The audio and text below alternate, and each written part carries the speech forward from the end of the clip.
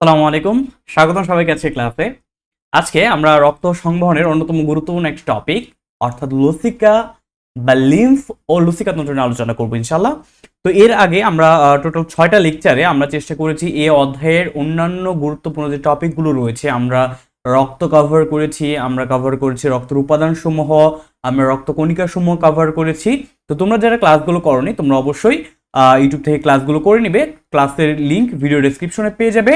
পাশাপাশি তোমরা যারা এখনো টুটুলস একাডেমি যে ফেসবুক গ্রুপ আছে সেখানে জয়েন হও নাই, তোমরা চাইলে টুটুলস একাডেমি ফেসবুক গ্রুপে জয়েন হতে পারো এবং সেখানে তোমাদের যে ডাউটগুলো রয়েছে সেগুলো তোমরা পোস্ট করতে পারো। পাশাপাশি তোমরা টুটুলস একাডেমি ইউটিউব চ্যানেলটাকে একটু সাবস্ক্রাইব করে দিবে, ভিডিওতে একটা লাইক দিয়ে দিবে, আর অবশ্যই ফ্রেন্ডদের সাথে ভিডিওটা শেয়ার করবে। কেমন? তো আজকে আমাদের পার্ট 7-এ আমরা চেষ্টা করব লসিকা বা লিম্ফ ও লিম্ফেটিক সিস্টেম বা লসিকা তন্ত্র নিয়ে আলোচনা করার। তো অবশ্যই পুরোটা ক্লাস করবে মনোযোগ দিয়ে এবং চেষ্টা করবে আমার ইম্পর্টেন্ট কথাগুলো বা যেটা একটু আমি জোর দিয়ে বলবো সেটা একটু নোট ডাউন করার। আর ক্লাস শেষে ক্লাসের পিডিএফ তোমরা ডেসক্রিপশন বক্সে লিংক পেয়ে যাবে, সেখান থেকে ডাউনলোড করে নিবে। ওকে, আচ্ছা, তো চলো শুরু করি। আচ্ছা, প্রথমে চলে আসলো হচ্ছে লসিকা বা লিম্ফ। তো হোয়াট ইজ লিম্ফ বা লসিকা? লসিকা জিনিসটা আসলে কি মনে রাখবা, লসিকা হচ্ছে এক ধরনের তরল। লসিকা হচ্ছে ফার্স্ট অফ অল বলবো হচ্ছে আমরা এক ধরনের তরল পদার্থ। ওকে, এক ধরনের তরল পদার্থ। আচ্ছা, তো এক ধরনের তরল পদার্থ বুঝলাম। তো এর কোন তরল বা কেমন তরল সেটা কোথায় পাওয়া যায়? সেটা পাওয়া যায় হচ্ছে টিস্যু গঠনকারী কোষের ফাঁকে ফাঁকে। কেমন? টিস্যু গঠনকারী টিস্যু গঠনকারী কোষের ফাঁকে ফাঁকে। টিস্যু গঠনকারী কোষের ফাঁকে অবস্থিত এক ধরনের তরল পদার্থকে বলবো হচ্ছে আমরা লসিকা বা লিম্ফ। তাহলে আমরা যদি এর সংজ্ঞাটা প্রথমে দেওয়ার চেষ্টা করি যে হোয়াট ইজ লসিকা বা হোয়াট ইজ লিম্ফ, যদি ডেফিনেশনটা দেওয়ার চেষ্টা করি তাহলে আমরা খুব সহজভাবে কি দিতে পারি ডেফিনেশন, যে সহজভাবে লিখতে পারি টিস্যু গঠনকারী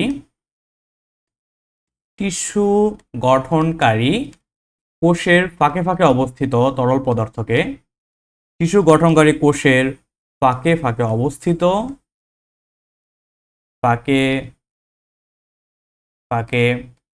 অবস্থিত বর্ণহীন তরল পদার্থকে আমরা বলবো হচ্ছে লসিকা বা লিম্ফ বলা হয়। লসিকা বা লিম্ফ বলে। কেমন? তাহলে আমরা জেনে ফেললাম যে লসিকা বা লিম্ফ কি, ডেফিনেশনটা শিখলাম। এখন আমরা একটু ভিজুয়ালাইজ করার চেষ্টা করব আসলে লসিকা বা লিম্ফ জিনিসটা আসলে কি। তো দেখো, আমরা বাম পাশে একটা ফিগার দিয়ে রেখেছি, নিচে বাম পাশে। এখানে দেখো, এটা হচ্ছে আমাদের, এই যে আমি যদি একটু লাল কালার দিয়ে চিহ্নিত করে দেই, এটা হচ্ছে আমাদের কি বলতো কৈশিক জালিকা। এগুলো হচ্ছে আমাদের কৈশিক জালিকা। হ্যাঁ, কৈশিক জালিকাতে ব্লাডটা ফ্লো হওয়ার সময় আমরা জানি কৈশিক জালিকার যে এন্ডোথেলিয়াল যে অন্ত আবরণ রয়েছে সেটা দিয়ে কিছু পরিমাণ তরল পদার্থ আমাদের কি হবে, কিছু পরিমাণ তরল পদার্থ কৈশিক জালিকা থেকে প্রাচীর ভেদ করে বের হবে। বের হয়ে সেসব তরল পদার্থ যখন টিস্যু স্পেসে বা কোষ এর মাঝে মাঝে, অর্থাৎ অনেকগুলো কোষ মিলে যখন একটা টিস্যু গঠন করে, সেই টিস্যু গঠনকারী কোষের চিপায় চাপায় গিয়ে সেই সকল তরল পদার্থ অবস্থান করবে এবং এই তরল পদার্থগুলো পুনরায় একত্রিত হয়ে আরেক ধরনের নালীর মাধ্যমে বাহিত হয়ে ফিরে আসবে। তাহলে যে তরল পদার্থগুলো এই যে টিস্যু গঠনকারী কোষের ফাঁকে ফাঁকে এসে অবস্থান করতেছে সেগুলোকে আমরা বলবো হচ্ছে লসিকা বা লিম্ফ। কেমন? ক্লিয়ার? তো দেখো, এখানে আরেকটা ফিগার দিয়েছি আমি, এই যে লিম্ফেটিক ক্যাপিলারি। এখানে দেখো, এই যে এগুলো হচ্ছে কোষ, হ্যাঁ, কোষ বা সেল, এবং এর মাঝে মাঝে যে ফাঁকা জায়গাগুলো এগুলোকে বলা হয় ইন্টারস্টিশিয়াল স্পেস। এই স্পেসগুলোকে বলা হয় ইন্টারস্টিশিয়াল স্পেস। এই ইন্টারস্টিশিয়াল স্পেসের ভিতর যে সকল তরল পদার্থ থাকে সেগুলোকে বলতেছি আমরা লিম্ফ বা লসিকা। ওকে, তাহলে দেখো, আমরা যদি লসিকার একটু প্রধান ক্যারেক্টারিস্টিক গুলো যদি একটু যে জেনে ফেলার চেষ্টা করি, যে লসিকার আমরা কি কি জানতে পারবো। লসিকার পরিমাণ, হ্যাঁ, মনে রাখবা যে এই যে ইন্টারস্টিশিয়াল স্পেসে বিদ্যমান লসিকা বা লিম্ফের পরিমাণ হচ্ছে আমরা যদি বলি লিম্ফের পরিমাণ প্রায় কত লিটার, প্রায় হচ্ছে 10 থেকে 12 লিটার। 10 থেকে 12 লিটার। তাহলে লসিকা বা লিম্ফের পরিমাণ হচ্ছে 10 থেকে 12 লিটার। আর একটা জিনিস মনে রাখবা, লসিকা বা লিম্ফের পিএইচ কত। এই লসিকা বা লিম্ফের পিএইচ হচ্ছে 7.4 থেকে 9, অর্থাৎ একটু ক্ষারীয় প্রকৃতির। কেমন? ক্লিয়ার? আচ্ছা, লসিকা বা লিম্ফের পিএইচ হচ্ছে 7.4 থেকে 9। আর এর যদি আমরা স্পেসিফিক গ্র্যাভিটি বা আপেক্ষিক গুরুত্বের কথা বলি, তো মনে রাখবা লসিকা বা লিম্ফের আপেক্ষিক গুরুত্ব হচ্ছে 1.01 থেকে 1.06। ক্লিয়ার? তাহলে আমরা লসিকা বা লিম্ফের সংজ্ঞাটা জেনে নিলাম। লসিকা বা লিম্ফ কি সেটা একটু জেনেছি। আমরা এর পরিমাণটা জেনেছি 10 থেকে 12 লিটার। 10 থেকে 12 লিটার, দ্যাট মিন্স আমরা বলতে পারি যে আমাদের রক্তের দ্বিগুণ। কেন বলো তো ভাইয়া? আমাদের রক্তের পরিমাণ কত? 5 থেকে 6 লিটার। তো রক্তের দ্বিগুণ আয়তনের লসিকা আমাদের দেহে বিদ্যমান থাকে। পিএইচটা কত? 7.4 থেকে 9। আপেক্ষিক গুরুত্ব হচ্ছে 1.01 থেকে 1.06। আর বর্ণটা কেমন? এটা হচ্ছে বর্ণহীন তরল পদার্থ। ওকে, তো ক্লিয়ার? আশা করছি লসিকা কি, ক্যারেক্টারিস্টিক গুলো কি, সেগুলো আমরা জানার চেষ্টা করেছি। ওকে, তো দেখো এখন আমরা দেখব লসিকার উৎপত্তি বা লসিকাটা আসলে কিভাবে তৈরি হয়, সেই সিস্টেমেটিক ওয়েটা আমরা একটু জানার চেষ্টা করব। তো তার আগে একটু বলে রাখি, আমরা হয়তো আগে থেকে জানি যে আমাদের যে রক্ত নালীগুলো সেগুলো আসলে কিভাবে বিভক্ত হয় বলতো। প্রথমে থাকে হচ্ছে আমাদের ধমনী, তাই না? আমাদের প্রথমে ধমনী বলতে আমরা প্রথমে হৃৎপিণ্ড ধরে নিব। কেমন? আমরা বলবো হচ্ছে প্রথমে হৃৎপিণ্ড। তো বলতো ভাইয়া হৃৎপিণ্ড থেকে কি হয়? হৃৎপিণ্ড থেকে প্রথমে রক্তটা পাস হয় কি দিয়ে? পাস হয় হচ্ছে ধমনী দিয়ে। কেমন? হৃৎপিণ্ড থেকে যে রক্তনালীটা তৈরি হয় সেটাকে আমরা বলি ধমনী। ওকে, তারপর দেখো ধমনী থেকে আমরা জানি রক্তটা যায় হচ্ছে সারা দেহে। হ্যাঁ, সারা দেহে। আর সারা দেহ থেকে পুনরায় রক্তটা আবার ফিরে আসে হচ্ছে কি, কিসের মাধ্যমে? ফিরে আসে হচ্ছে শিরার মাধ্যমে। তো শিরা থেকে আবার পরবর্তীতে সেটা ফিরে যায় হচ্ছে হৃৎপিণ্ডে। ওকে, হৃৎপিণ্ডে ফিরে যায়। ওকে, ফাইন। তো এটা হচ্ছে রক্তের ওভারঅল একটা গতিপথ। তো মাঝ বরাবর দেখো আমি একটা জায়গায় ফাঁকা রেখেছি, যেখানে হৃৎপিণ্ড থেকে ধমনীতে যাচ্ছে রক্তটা এবং সেখান থেকে যাচ্ছে শিরা। এর মাঝখানে রক্তটা কোথায় যাবে? যাবে আমাদের দেহে। তাহলে এই ধমনী এবং শিরা এর মাঝখানে রক্তটা ট্রাভেল করবে আমাদের দেহ কোষের ভিতর দিয়ে বা দেহ কোষের সংস্পর্শে। তো সেই জায়গাটাকে বলবো বা সেই রক্তনালীটাকে বলবো হচ্ছে আমরা কৈশিক জালিকা বা ক্যাপিলারি। তো এখানে কি থাকবে ভাইয়া? কৈশিক জালিকা বা ক্যাপিলারি। তো এই কৈশিক জালিকার মাধ্যমে আমাদের টার্গেট অর্গান, যেমন ধরো আমাদের রক্তটা যদি লাংসে পৌঁছায় বা ফুসফুসে পৌঁছায়, তাহলে প্রথমে রক্তটা ফুসফুসের ধমনীর মাধ্যমে বাহিত হয়ে ফুসফুসে যাবে। পরবর্তীতে সেখানে কৈশিক জালিকায় বিভক্ত হয়ে এবং সেটা ফুসফুসীয় শিরার মাধ্যমে পুনরায় সেটা হৃৎপিণ্ডে ব্যাক করবে। ওকে, তাহলে আমরা বুঝলাম যে হৃৎপিণ্ড থেকে রক্তটা ধমনী হয়ে কৈশিক জালিকা হয়ে শিরা হয়ে হৃৎপিণ্ডে আবার ব্যাক করে। আর কৈশিক জালিকাতে থাকা অবস্থাতেই রক্তের যাবতীয় আদান প্রদানগুলো ঘটে। অর্থাৎ তার যদি নিউট্রিয়েন্টস আদান প্রদান করতে হয়, তার যদি মেটাবোলাইটস বা আমরা যেটাকে বলি যে আমাদের বজ্র পদার্থগুলো, বা আমরা বলতে পারি যে বিভিন্ন গ্যাসীয় আদান প্রদান, সবকিছু কিন্তু এই কৈশিক জালিকার মধ্যে হচ্ছে। ওকে, তো এখানে কি হয়? কৈশিক জালিকার যে প্রাচীর থাকে সেটাকে আমরা বলি এন্ডোথেলিয়াল। সে এন্ডোথেলিয়াল প্রাচীরে সেটা হচ্ছে আমরা বলতে পারি যে সেমি পারমিয়েবল, বা আমরা বলতে পারি এটা হচ্ছে অর্ধভেদ্য এক ধরনের প্রাচীর। ওকে, তো কৈশিক জালিকা থেকে কি হয়? এখান থেকে কিছু পরিমাণ তরল লিক করে। কি বললাম? ধমনী থেকে কৈশিক জালিকা হয়ে রক্তটা শিরায় ব্যাক করার সময় কৈশিক জালিকা থেকে কিছু পরিমাণ তরল পদার্থ কি হয়? কৈশিক জালিকা থেকে বের হয়ে চলে আসে। কোথায় চলে আসে বলতো? চলে আসে হচ্ছে ইন্টারস্টিশিয়াল স্পেসে। ইন্টারস্টিশিয়াল স্পেসে। এই যে ইন্টারস্টিশিয়াল স্পেসে কিছু পরিমাণ তরল চলে আসলো। কি পরিমাণ চলে আসে? প্রায় 10%। দেখো ধমনী দিয়ে যতটুকু রক্ত যাচ্ছিল, ধরলাম ধমনী দিয়ে যদি তোমার 10 লিটার পরিমাণ রক্ত যায় বা ফ্লুইড যায়, সেইখান থেকে কৈশিক জালিকা হয়ে রক্তটা যখন শিরায় ব্যাক করবে, তখন সেখানে ধরো সাপোজ যাবে 9 লিটার। তাহলে বাকি 1 লিটার, দ্যাট মিনস 10 লিটারের 1 litre, that means 10% about of fluid volume চলে যাবে আমাদের ইন্টারস্টিশিয়াল স্পেসে। আর ইন্টারস্টিশিয়াল স্পেসে ফ্লুইডটা চলে যাওয়ার পরেই তার নাম হয়ে যাবে লসিকা বা লিম্ফ। লসিকা বা লিম্ফ। বুঝতে পারছি তাহলে যে লসিকা বা লিম্ফ জিনিসটা আসলে কি? ক্লিয়ার?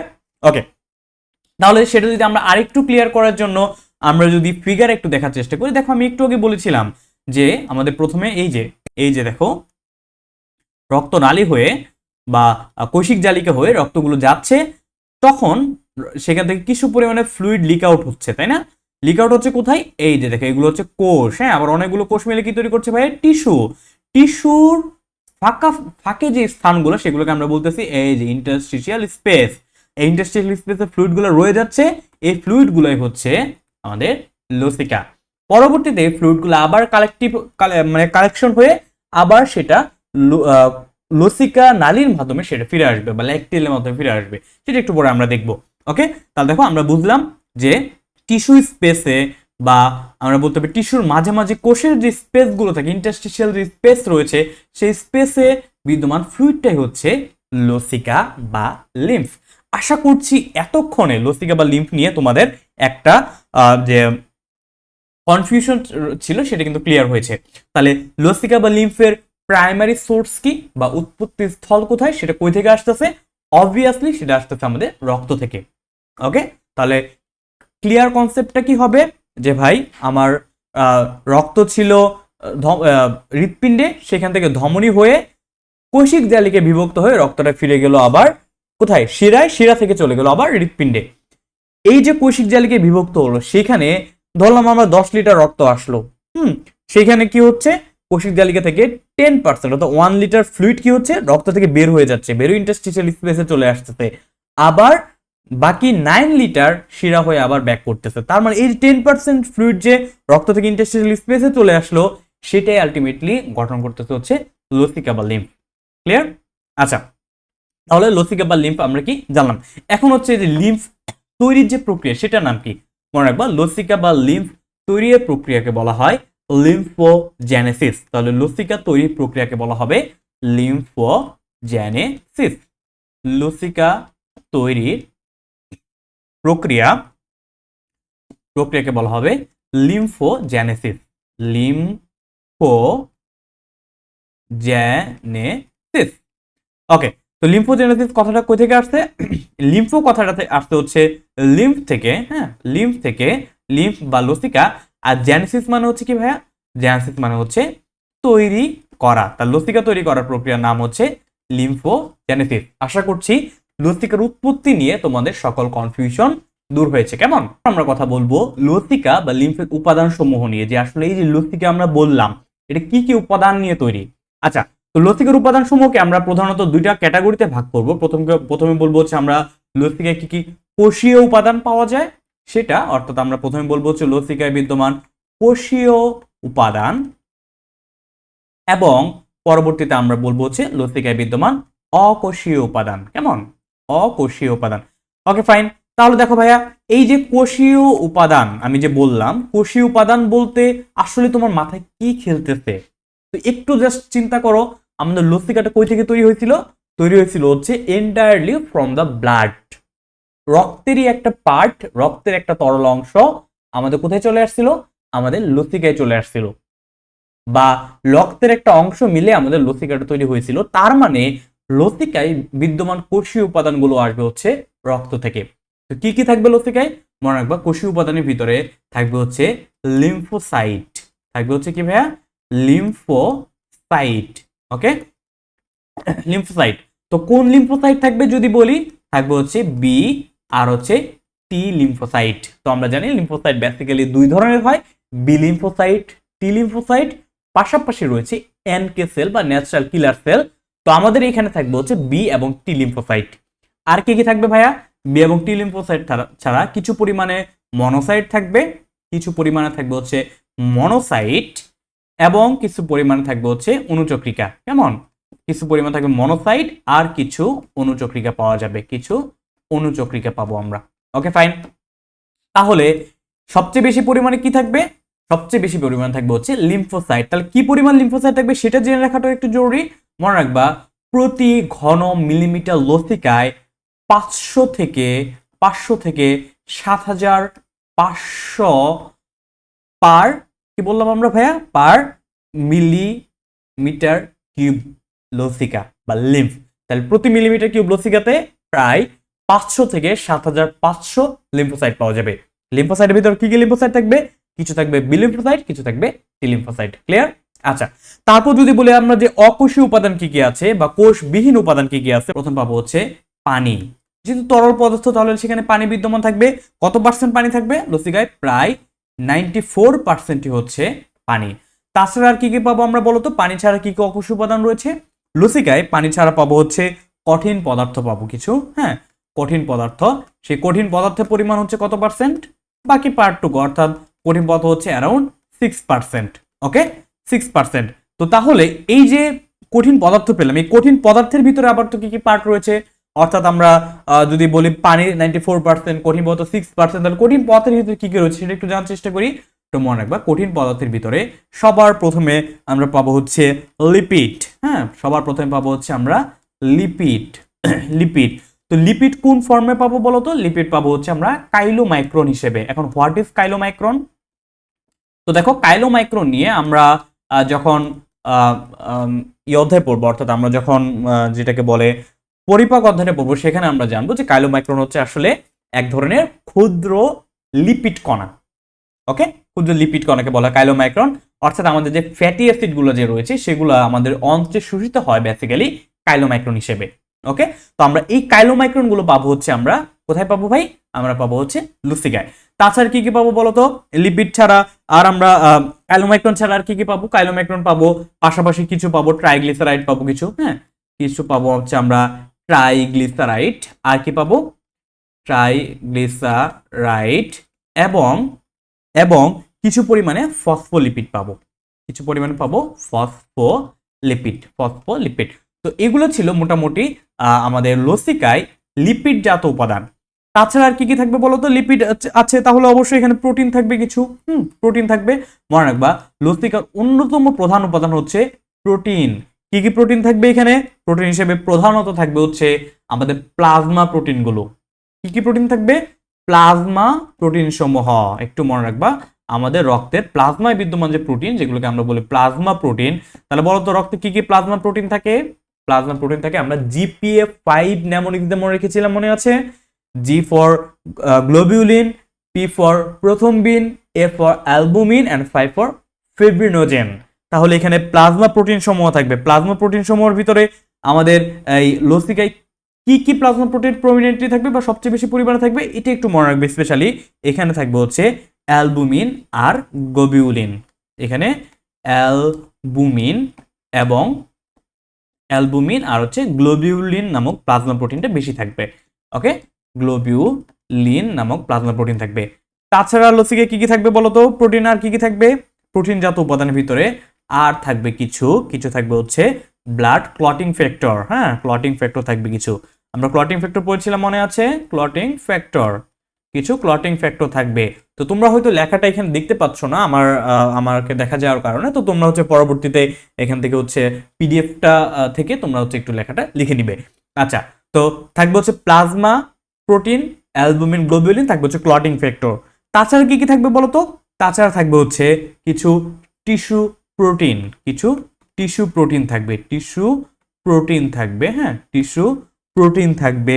তারপরে কিছু এনজাইম থাকবে, এনজাইম থাকবে, কেমন? কিছু এনজাইম থাকবে। ওকে, তাহলে আমরা কি কি পেলাম কঠিন পদার্থের ভিতরে? পেলাম আমরা লিপিড, পেলাম প্রোটিন। আর কি কি থাকবে বলতো? লিপিড প্রোটিন ছাড়াও এখানে থাকবে হচ্ছে কিছু রেচন বজ্র, কেমন? কিছু রেচন পদার্থ থাকবে বা রেচন বজ্র থাকবে। এখন বলো তো ভাই, কি কি রেচন বজ্র আমাদের লসিকের মাধ্যমে প্রবাহিত হবে? একটু মনে রাখবা, রেচন বজ্রের ভিতরে থাকবে হচ্ছে ইউরিয়া, ইউরিক অ্যাসিড, আর থাকবে হচ্ছে ক্রিয়েটিনিন। হ্যাঁ, আমি এই পাশে লিখে দিচ্ছি। রেচন বজ্রের ভিতরে থাকবে হচ্ছে 1 নম্বরে ইউরিয়া, থাকবে ইউরিক অ্যাসিড, ইউরিক অ্যাসিড এবং রেচন বজ্রের ভিতরে থাকবে হচ্ছে ক্রিয়েটিনিন, ক্লিয়ার? তাহলে এগুলো হচ্ছে আমাদের রেচন বজ্র, যেগুলো থাকবে হচ্ছে কোথায়? যেগুলো থাকবে হচ্ছে এই লসিকায়। তারপরে বলতো, রেচন বজ্র ছাড়া আর কি কি থাকবে? আমরা লিপিড পেলাম, প্রোটিন পেলাম, রেচন বজ্র পেলাম, আর কি কি পাবো এখানে? আর হচ্ছে কিছু অন্যান্য কিছু বস্তু পাবো। যেমন এখানে আমরা অন্যান্য আর কি কি পেতে পারি? আমরা এখানে পেতে পারি হচ্ছে কিছু গ্লুকোজ পাবো, হ্যাঁ, কিছু গ্লুকোজ পাবো, কিছু পরিমাণে গ্লুকোজ পাওয়া যাবে। তারপরে এই লিভ বা লসিকায় হচ্ছে কিছু পরিমাণ হচ্ছে কার্বন ডাইঅক্সাইড দ্রবীভূত অবস্থায় পাওয়া যাবে। তারপর হচ্ছে কিছু পরিমাণে ক্যান্সার সেল পাবো বা ক্যান্সার কোষ পাবো কিছু পরিমাণে, কেমন, ক্যান্সার কোষ পাবো কিছু পরিমাণে। ওকে, তো এই ছিল মোটামুটি লসিকার অকোষীয় উপাদান সমূহ। তাহলে লসিকার অকোষীয় উপাদানের ভিতরে কি কি ছিল? পানি এবং কঠিন পদার্থ।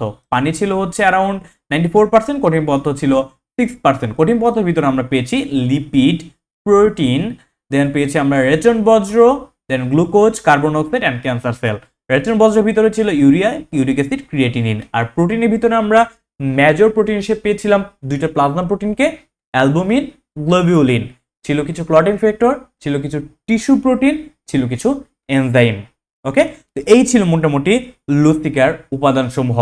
আর একটা জিনিস এখান থেকে মনে রাখবা, লসিকার উপাদান সমূহের ভিতরে যে লসিকায়, হ্যাঁ ধরো তুমি হচ্ছে, আমরা একটু আগে পড়েছিলাম যে আমরা আসলে যে যত চর্বি জাতীয় খাদ্যগুলো খাই, চর্বির কণাগুলোর আকার হয় বড়।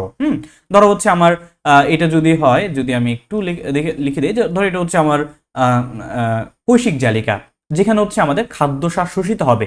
এখন ধরো তুমি হচ্ছে খাইলা, হ্যাঁ তুমি হচ্ছে বেশি পরিমাণে চর্বিযুক্ত খাবার খাইলা, হ্যাঁ তাহলে এটা হচ্ছে ধরো আমার একটা ফ্যাটি অ্যাসিডের কণা। তো এই ফ্যাটি অ্যাসিডটা কি হবে, ফ্রি ফ্যাটি অ্যাসিডটা এই যে তোমার ইয়ের ভিতরে প্রবেশ করতে পারবে না, তোমার হচ্ছে কৈশিক জালিকা প্রাচীর ভেদ করে প্রবেশ করতে পারবে না। কেন? কারণ এর হচ্ছে আকার বড়। তো তখন কি হবে, এই বড় আকারের জন্য এই যে তোমার ফ্যাটি অ্যাসিড যে রয়েছে সেটা কৈশিক জালিকার প্রাচীর দিয়ে প্রবাহিত না হয়ে বা প্রাচীরের প্রবেশ না করে সে চলে যাবে হচ্ছে লসিকাতে। লসিকাতে ওকে, সে লসিকার মাধ্যমে পরে সারাতে পরিবাহিত হবে। এখন তুমি কি করলা, তুমি হচ্ছে এক্সেসিভ বলে এটাকে লিপিড ডায়েট করলা বা এক্সেসিভ পরিমাণে চর্বি জাতীয় খাবার খেলা। যদি আমি এখানে লিখে দেই যে অতিরিক্ত চর্বিযুক্ত খাবার যদি তুমি খাও তাহলে কি হবে, অতিরিক্ত চর্বিযুক্ত খাবার খেলে, অতিরিক্ত চর্বিযুক্ত খাবার, তো অতিরিক্ত চর্বিযুক্ত খাবার খেলে আলটিমেটলি কি প্রোডাকশন বাড়বে বলো তো? অতিরিক্ত চর্বিযুক্ত খাবার খেলে তোমার হচ্ছে এখানে যে ফ্যাটের পরিমাণ বাড়বে, তাই না? তোমার ফ্যাটের পরিমাণ বাড়বে। ওকে, তো ফ্যাটের পরিমাণ যখন বাড়বে তখন হচ্ছে লসিকাতে ফ্যাটের পরিমাণ বাড়বে। এই ফ্যাটটা কিসের মাধ্যমে পরিবাহিত হওয়ার চেষ্টা করবে? লসিকাতে, লসিকার মাধ্যমে পরিবাহিত হওয়ার চেষ্টা করবে, তাই না? তাহলে লসিকাতে ফ্যাটের পরিমাণ বাড়বে। আর ফ্যাটের বর্ণ হচ্ছে কেমন? ফ্যাটের বর্ণ হচ্ছে সাদা। তাহলে তখন লসিকা দেখা যাবে হচ্ছে কিসের মতো? সাদার মতো। তখন লসিকা হবে কিসের মতো? সাদা দুধের মতো। সাদা দুধের মতো। তো যখন এই সাদা দুধের মতো লসিকা আমরা পাবো তখন সেই লসিকাকে বলবো হচ্ছে আমরা কি বলবো? কাইল। কেমন? সে সাদা দুধের মতো লসিকাকে বলা হবে কাইল। হ্যাঁ, কাইল। তাহলে বুঝলাম যে লসিকা হচ্ছে আকারে বড় হওয়ার কারণে সেটা আমাদের কিসের মাধ্যমে প্রবাহিত হতে পারে না, আমাদের যে কৈশিক জালিকা রয়েছে তার মাধ্যমে সে শোষিত হতে পারে না, যার ফলে সে ইন জেনারেল শোষিত হয় হচ্ছে লসিকার মাধ্যমে। তো লসিকার মাধ্যমে শোষিত হওয়ার ক্ষেত্রে আমরা যদি কোনো ক্ষেত্রে অতিরিক্ত চর্বিযুক্ত খাবার খাই সেক্ষেত্রে অতিরিক্ত ফ্যাট প্রোডাকশন হবে। তো অতিরিক্ত ফ্যাট লসিকাতে যে জমা হবে, লসিকা অতিরিক্ত ফ্যাট হওয়ার থাকার কারণে লসিকাটা সাদা দুধের মতো দেখা যাবে। তখন সে লসিটাকে বলবো হচ্ছে আমরা কাইল। বুঝতে পারছি? একটু এক্সট্রা ইনফরমেশন একটু মনে রাখার চেষ্টা করবা। ওকে, তাহলে দেখো আমরা মোটামুটি লসিকার কি কি উপাদানগুলো রয়েছে সেগুলো নিয়ে কিন্তু আমরা একটা ওভারঅল আইডিয়া পেয়ে গেলাম। আশা করছি এটা তোমাদের ব্যাপারটা ক্লিয়ার হয়েছে। কেমন? ওকে, তো তারপর যদি আমরা একটু যাই যে আসলে এই যে এত পড়লাম যে লসিকা হচ্ছে কই থেকে তৈরি হয়, তারপর হচ্ছে লসিকায় কি কি থাকে, এখন একটা মেইন প্রশ্ন তোমার মনে চলে আসার কথা যে আসলে ভাই এই যে আমাদের তো রক্ত ছিল, রক্তের পাশাপাশি আমার এই লসিকাটা কেন দরকার পড়লো? কেন লসিকাটা দরকার পড়লো বা লসিকার অ্যাকচুয়াল কাজটা কি? তো দেখো এখন আমরা হচ্ছে লসিকার কাজ নিয়ে আলোচনা করব। তো লসিকার কাজের মধ্যে প্রথম মনে রাখবা যে লসিকা হচ্ছে যে এক ধরনের, আমরা বলতে পারি যে এক ধরনের তরল যেটা আসলে কাইন্ড অফ মেনটেনিং করে কোনো একটা কিছু। কি মেনটেনিং করে? ধরো তোমার হচ্ছে এক ধরনের হচ্ছে বডি ফ্লুইড তোমার রেগুলেশন করতেছে, তো তুমি হচ্ছে বেশি পরিমাণে করে ফেললা, বেশি পরিমাণে তোমার হচ্ছে ব্লাড ভলিউম বেড়ে গেল, তখন কি হবে? সে ব্লাড ভলিউমটাকে ইমিডিয়েটলি কমানোর জন্য তোমার সেখান থেকে কিছু পরিমাণ ফ্লুইড লসিকাতে চলে যাবে। তো সেখানে তোমার একটা মেনটেনিং এর কাজ হলো। তাছাড়া হচ্ছে তোমার যে তোমার ধরো ওই যে আমরা বললাম একটু আগে যে অধিক পরিমাণে যখন তুমি চর্বিযুক্ত খাবার খাবা, যখন ধরো তুমি চর্বিযুক্ত খাবার খেলে সেটা তো রক্তের মাধ্যমে বাহিত হতে পারছে না। কেন পারছে না? কারণ সে চর্বির দানাগুলো আকারে বড়, আর এই বড় দানাগুলো কোনোভাবেই তোমার কৈশিক জালিকার প্রাচীর ভেদ করতে পারতেছে না। ক্লিয়ার? তাহলে তাকে প্রবাহিত করতে হবে, তাকে তোমার সারা দিয়ে পাঠাতে হবে শক্তি উৎপাদনের জন্য। তো সেই কাজটাই কিন্তু করবে হচ্ছে এই লসিকা বা লিম্ফ। ক্লিয়ার?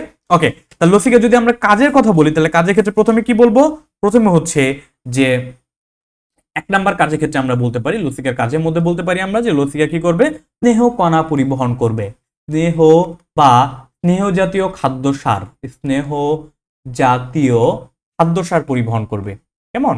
স্নেহ জাতীয় খাদ্য সার পরিবহন করবে লসিকা। ওকে, কি হিসেবে পরিবহন করবে বলতো? আমি একটু আগে বলেছিলাম কাইল হিসেবে, তাই না? যে সাদা দুধের মতো যে লসিকা সেটা কাইল বলেছিলাম। এবং কণাটা যে সে পরিবহন করবে, সে কণাটার নাম কি হবে? কাইলো মাইক্রন। ক্লিয়ার? আচ্ছা, তারপরে সে হচ্ছে কি করবে? তারপরে সে এই লসিকার আরেকটা কাজ হচ্ছে সে যে টিস্যুর ফাঁকে অবস্থিত প্রোটিনকে, টিস্যুর ফাঁকে অবস্থিত প্রোটিনকে রক্তে ফিরিয়ে আনবে।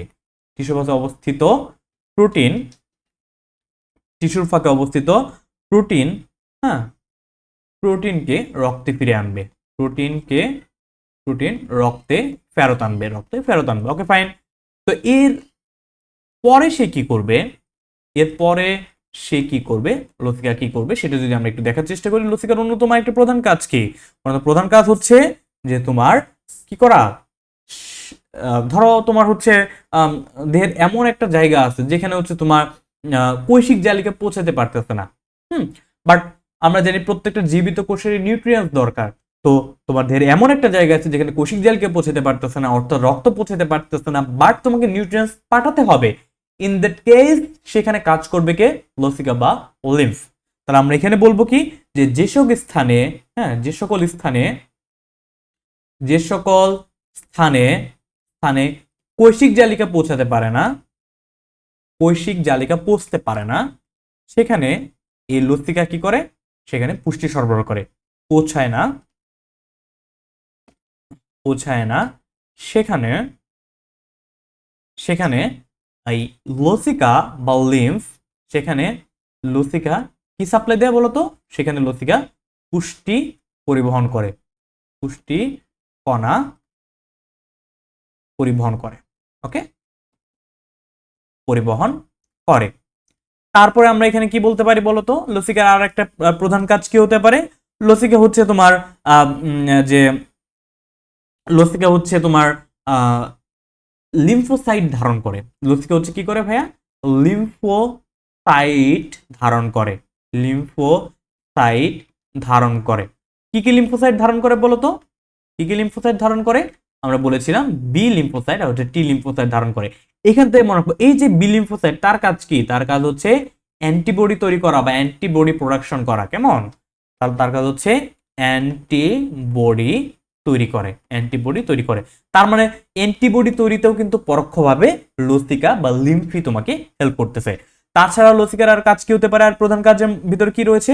তারপরে লসিকার একটা প্রধান কাজ হচ্ছে লসিকা রক্তের আয়তন মেনটেন করে, বা আমরা যেটাকে বলতে পারি হচ্ছে লসিকা ব্লাড ভলিউম মেনটেন করে। হ্যাঁ, ব্লাড ভলিউম মেনটেন করে। ওকে, মেনটেন করে। ব্লাড ভলিউম মেনটেন করে মানে কি? তার মানে হচ্ছে তোমার, আমাদের জানি যে আমাদের রক্তের একটা কনস্ট্যান্ট ভলিউম থাকতে হয়। কতটুকু ভলিউম বা কতটুকু অ্যামাউন্টের রক্ত থাকে? একজন পূর্ণবয়স্ক মানুষের 5 ও 6 লিটার। এখন কোনো কারণে হচ্ছে ভাই তুমি পানি বেশি পরিমাণে খেলে, হ্যাঁ, তারপর তোমার কিডনি কি করলো? বেশি পরিমাণ ওয়াটার রিঅ্যাবজর্পশন করলো, বেশি পরিমাণে পানি তোমার আবার রক্তে ফেরত আনলো, তাহলে সেক্ষেত্রে তোমার ব্লাডের ভলিউমটা অনেক বেড়ে যাচ্ছে। দেখে তোমার 5 লিটারের জায়গায় 6 লিটারের জায়গায় তোমার ব্লাডের ভলিউম হয়ে গেল 8 লিটার। তাহলে যে অতিরিক্ত ব্লাডটা তোমার যে রক্তনালীর মাধ্যমে প্রবাহিত হওয়ার যে কষ্টটা হবে সেটাকে লাঘব করার জন্য কাজ করবে হচ্ছে লসিকা। সে কি করবে? অতিরিক্ত যে ফ্লুইডটা রয়েছে ব্লাডে সেটা লসিকা হিসেবে কিন্তু বের হয়ে যাবে। ক্লিয়ার? তাহলে ব্লাড ভলিউমটাকে মেনটেন করার কাজ হচ্ছে লসিকার। তাছাড়া লসিকার অন্যতম একটা প্রধান কাজ হচ্ছে সে হচ্ছে বিভিন্ন টিস্যুর মাঝে যোগাযোগ রক্ষা করে। বিভিন্ন টিস্যুর মাঝে যোগাযোগ রক্ষা করে। কেমন? বিভিন্ন টিস্যুর মাঝে যোগাযোগ রক্ষা করে। ওকে, যোগাযোগ রক্ষা করে হচ্ছে এই লসিকা বা লিম্ফ। ক্লিয়ার? তো এগুলো ছিল মোটামুটি লসিকা বা লিম্ফের প্রধান কাজ। আমি যদি তোমাদেরকে আরেকবার একটু রিক্যাপ করে দেওয়ার চেষ্টা করি, দেখো লসিকা প্রধান কাজের ভিতরে আমরা প্রথমে কি করে, স্নেহকণা বা স্নেহজাতীয় খাদ্যসার পরিবহন করে, যেটা আসলে আমরা কিসের মাধ্যমে করতে পারতেছিলাম না, আমরা এটা কিন্তু কোষিক জালিকার মাধ্যমে বা রক্তের মাধ্যমে করতে পারতেছিলাম না। কেন? কারণ হচ্ছে আমাদের স্নেহজাতীয় খাদ্যের আকার হচ্ছে বড়। তারপর টিস্যুর ফাঁকে ফাঁকে অবস্থিত প্রোটিনকে রক্তে ফেরত আনে। তারপর যে সকল স্থানে কোষিক জালিকা পৌঁছায় না সেখানে পুষ্টিকণা পরিবহনের কাজ করে হচ্ছে আমাদের এই লসিকা। তাছাড়া লসিকা লিম্ফোসাইট ধারণ করে। কি কি লিম্ফোসাইট ভাই? বি এবং টি লিম্ফোসাইট। বি লিম্ফোসাইটের প্রধান কাজ কি? অ্যান্টিবডি তৈরি করা। তো সেক্ষেত্রে আমরা এখানে বলতে পারি যে লসিকার আরেকটা প্রধান কাজ হচ্ছে, সে কি করবে বলতো? সে হচ্ছে অনাক্রমতায় বা ইমিউনিটিতে, অনাক্রমতায় অংশ নেয়। অনাক্রমতা অংশ নেয়। কিভাবে অনাক্রমতা অংশ নেয়? এই যে অ্যান্টিবডি তৈরির মাধ্যমে। অ্যান্টিবডি কে তৈরি করে? বি লিম্ফোসাইট তৈরি করে। বি লিম্ফোসাইট কে ধারণ করে? লসিকা বি লিম্ফোসাইট ধারণ করে। ক্লিয়ার? আচ্ছা, তারপর দেখো সে হচ্ছে ব্লাড ভলিউম মেনটেন করে। তারপর হচ্ছে বিভিন্ন টিস্যুর মাঝে যোগাযোগ মেনটেন করে। তো এগুলো ছিল মোটামুটি লসিকার প্রধান কাজ। আশা করছি লসিকার কাজ নিয়ে তোমাদের আর কোনো কনফিউশন নেই। কোনো কনফিউশন থাকলে কিন্তু অবশ্যই আমাকে কমেন্টে জানাবে, আমি আনসার দেওয়ার চেষ্টা করবো ইনশাল্লাহ। তো এতক্ষণ আমরা লসিকা নিয়ে জানলাম। তো এখন আমাদের একটু জানতে হবে যে এই যে লসিকা গুলো যেটা হচ্ছে, এগুলো সারাতে আসলে কিভাবে সার্কুলেট হয়। একটা সিস্টেমের মাধ্যমে কিন্তু সার্কুলেট হয় লসিকা গুলা। সেজন্য সেই সিস্টেমটাকে আমরা বলি হচ্ছে লসিকা তন্ত্র বা লিম্ফ্যাটিক সিস্টেম। তাহলে এখন আমাদের আলোচনার বিষয় হচ্ছে লসিকা তন্ত্র বা লিম্ফ্যাটিক সিস্টেম। তাহলে লসিকা তন্ত্র বা লিম্ফ্যাটিক সিস্টেম বলতে আমরা কি বুঝবো? লিম্ফ্যাটিক সিস্টেম বলতে আমরা বুঝবো লিম্ফ বা লসিকা এবং তার সাথে সমন্বিত যে সকল অঙ্গ রয়েছে তাদের কার্যপ্রণালীটা। ওকে, তো সেটা হবে লসিকা তন্ত্র বা লিম্ফ্যাটিক সিস্টেম। তাহলে লসিকা তন্ত্রের গঠনের ভিতরে আমরা কি কি পাবো? একদম মোটা দাগে যদি বলি, লসিকা তন্ত্রের গঠনের ভিতরে তুমি দুইটা জিনিস পাবা। একটা পাবো হচ্ছে লসিকা নালী। লসিকা নালী পাবা, কেমন?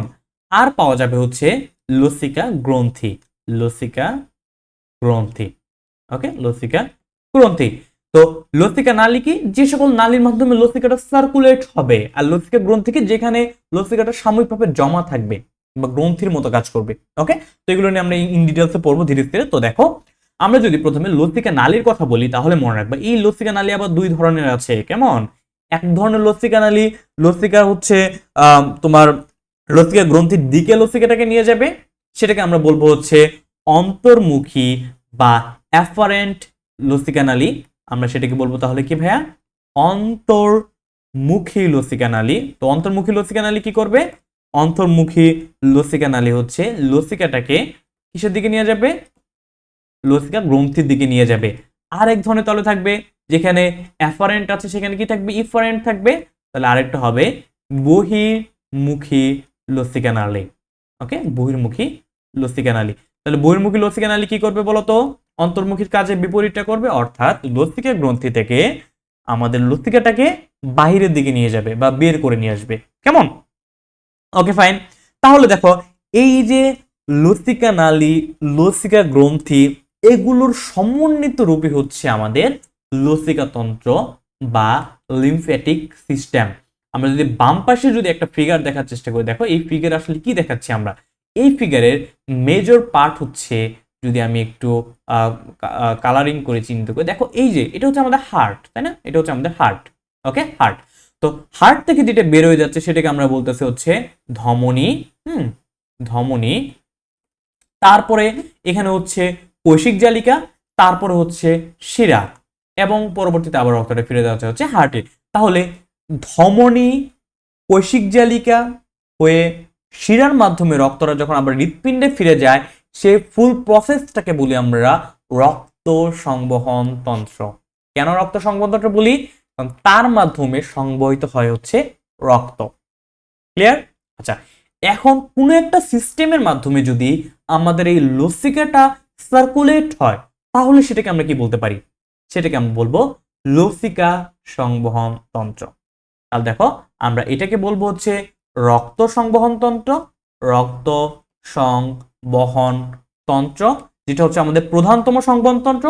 পাশাপাশি এই যে সবুজ চিহ্নিত যে পার্ট রয়েছে সেখানে দেখো, এগুলো হচ্ছে লসিকা নালী আর এটা হচ্ছে লসিকা গ্রন্থি। এই যে নডিগুলার অংশটা হচ্ছে লসিকা গ্রন্থি। কেমন? তাহলে এই যে লসিকা এবং লসিকা নালীর মাধ্যমে যে তন্ত্রটা দিয়ে লসিকা সার্কুলেট হয় সেটাকে বলবো হচ্ছে আমরা লসিকা সংবহন তন্ত্র। লসিকা সংবহন তন্ত্র। ক্লিয়ার? লসিকা সংবহন তন্ত্র। এখন একটা জিনিস দেখো, আমাদের দেহে রক্ত সংবহন তন্ত্র রয়েছে আমরা জানি, পাশাপাশি দেখলাম লসিকা সংবহন তন্ত্র রয়েছে। তো তার মধ্যে মেইন কোনটা বা প্রধান কোনটা? প্রধান হচ্ছে রক্ত সংবহন তন্ত্র। তার লসিকা সংবহন তন্ত্র সেটা হচ্ছে এক ধরনের সংবহন তন্ত্র। ওকে, তো সেজন্য আমরা লসিকা সংবহন তন্ত্রকে আলাদা একটা নামে ডাকি। সেটা কি বলা হয়? সেটাকে বলা হয় যে দেহের দ্বিতীয় সংবহন তন্ত্র। লসিকা সংবহন তন্ত্রকে বলা হয় দেহের দ্বিতীয় সংবহন তন্ত্র। ওকে, তো আমাকে একটু বলো তো ভাই, এই লসিকা সংবহন তন্ত্র যে রয়েছে তাহলে এর হচ্ছে প্রস্তাবনা কে দিয়েছিল বা একে সংবহন তন্ত্র হিসেবে প্রস্তাব কে করেছিল? প্রস্তাব করেছিল হচ্ছে ড্যানিশ বিজ্ঞানী ওলাস রিডব্যাক এন্ড থমাস বার্থোলিন। তাহলে লসিকা সংবহন তন্ত্র প্রস্তাবনা দিয়েছিল হচ্ছে ড্যানিশ বিজ্ঞানী ওলাস রুডবেক এন্ড থমাস বার্থোলিন। ওকে, আর তারা তাকে কি হিসেবে আখ্যায়িত করেছিল লসিকা সংবহন তন্ত্রকে? দ্বিতীয় সংবহন তন্ত্র বা second circulatory system of human body. তাহলে আমরা বুঝলাম যে লসিকাকে কেন দ্বিতীয় সংবহন তন্ত্র বলা হয়, এবং আমরা লসিকা তন্ত্রের গঠন নিয়ে বললাম। লসিকা তন্ত্র বেসিক্যালি দুইটা প্রধান জিনিস দিয়ে তৈরি। একটা হচ্ছে লসিকা নালী, যার ভিতর রয়েছে আবার অন্তর্মুখী লসিকা নালী, বহির্মুখী লসিকা নালী, আর রয়েছে লসিকা গ্রন্থি। ওকে, তো আমরা সবগুলো নিয়ে ডিটেইলসে আস্তে আস্তে আলোচনা করব। তো চলো আমরা পরবর্তী স্লাইডে যাই। এখন আমরা কথা বলবো লসিকা নালী বা লিম্ফ্যাটিক ডাক্ট নিয়ে। মনে রাখবা আমাদের দেহে দুইটা প্রধান লিম্ফ্যাটিক ডাক্ট থাকে। একটাকে বলা হয় হচ্ছে রাইট লিম্ফ্যাটিক ডাক্ট বা ডান লসিকা নালী, ডান লসিকা নালী, এবং অন্যটিকে বলা হয় হচ্ছে লেফট লিম্ফ্যাটিক ডাক্ট বা বাম লসিকা নালী, বাম লসিকা নালী। তো প্রথমে আমরা ডান লসিকা নালী নিয়ে একটু কথা বলবো, তারপর আমরা বাম লসিকা নালী নিয়ে কথা বলবো। প্রথমে যদি আমরা বলি যে ডান লসিকা নালী বা রাইট লিম্ফ্যাটিক ডাক্ট বলতে আসলে প্রথমে আমরা কথা বলবো ডান লসিকা নালী নিয়ে। তো ডান লসিকা নালী আমরা নাম শুনে বুঝতে পারতেছি যে এটা কি হবে, এর সাথে ডান পাশ কোনোভাবে রিলেটেড, অর্থাৎ যে লসিকা নালী দেহের ডান পাশে বিদ্যমান থাকবে, যে লসিকা নালী সেটাকে বলবো হচ্ছে আমরা ডান লসিকা নালী। ওকে, তাহলে এটা কোথায় থাকবে? এই যে মাথা, ঘাড় এবং বক্ষাঞ্চলের ডান দিকে। ক্লিয়ার? তাহলে ডান লসিকা নালী কি করবে? সে লসিকাকে কোথায় নিয়ে ড্রেন করবে বলতো? এই যে ডান লসিকা নালী, সে লসিকাকে নিয়ে ড্রেন করবে বা ফেরত দিবে কোথায়? ফেরত দিবে হচ্ছে ডান সাবক্লেভিয়ান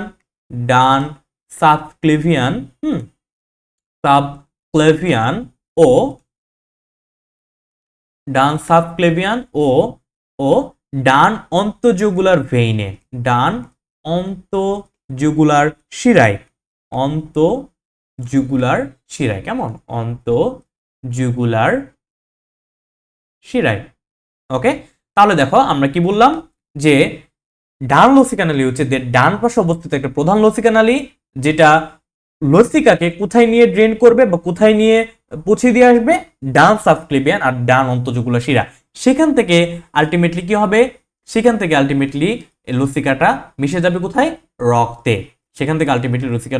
রক্তে মিশে যাবে। তাহলে দেখো আমরা যদি একটু ফিগারে দেখার চেষ্টা করি, এই যে এটা হচ্ছে, হ্যাঁ এটা হচ্ছে দেখো ডান পাশ। তাহলে এই যে এইটাই হচ্ছে আমাদের ডান লসিকা নালী। ওকে, এটা হচ্ছে আমাদের, এই দেখো আমি এই যে সবুজ চিহ্নিত অংশগুলো রয়েছে, এটা আমি যেখানে গোল চিহ্নিত করেছি সেটা হচ্ছে ডান লসিকা নালী। ক্লিয়ার?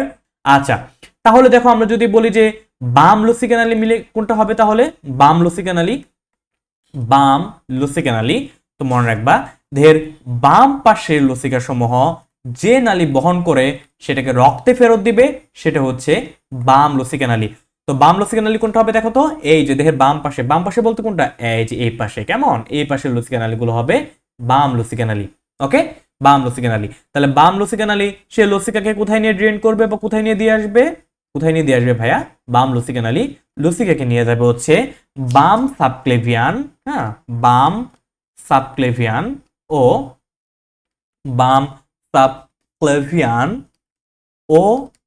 বাম অন্তঃজুগুলার শিরায়।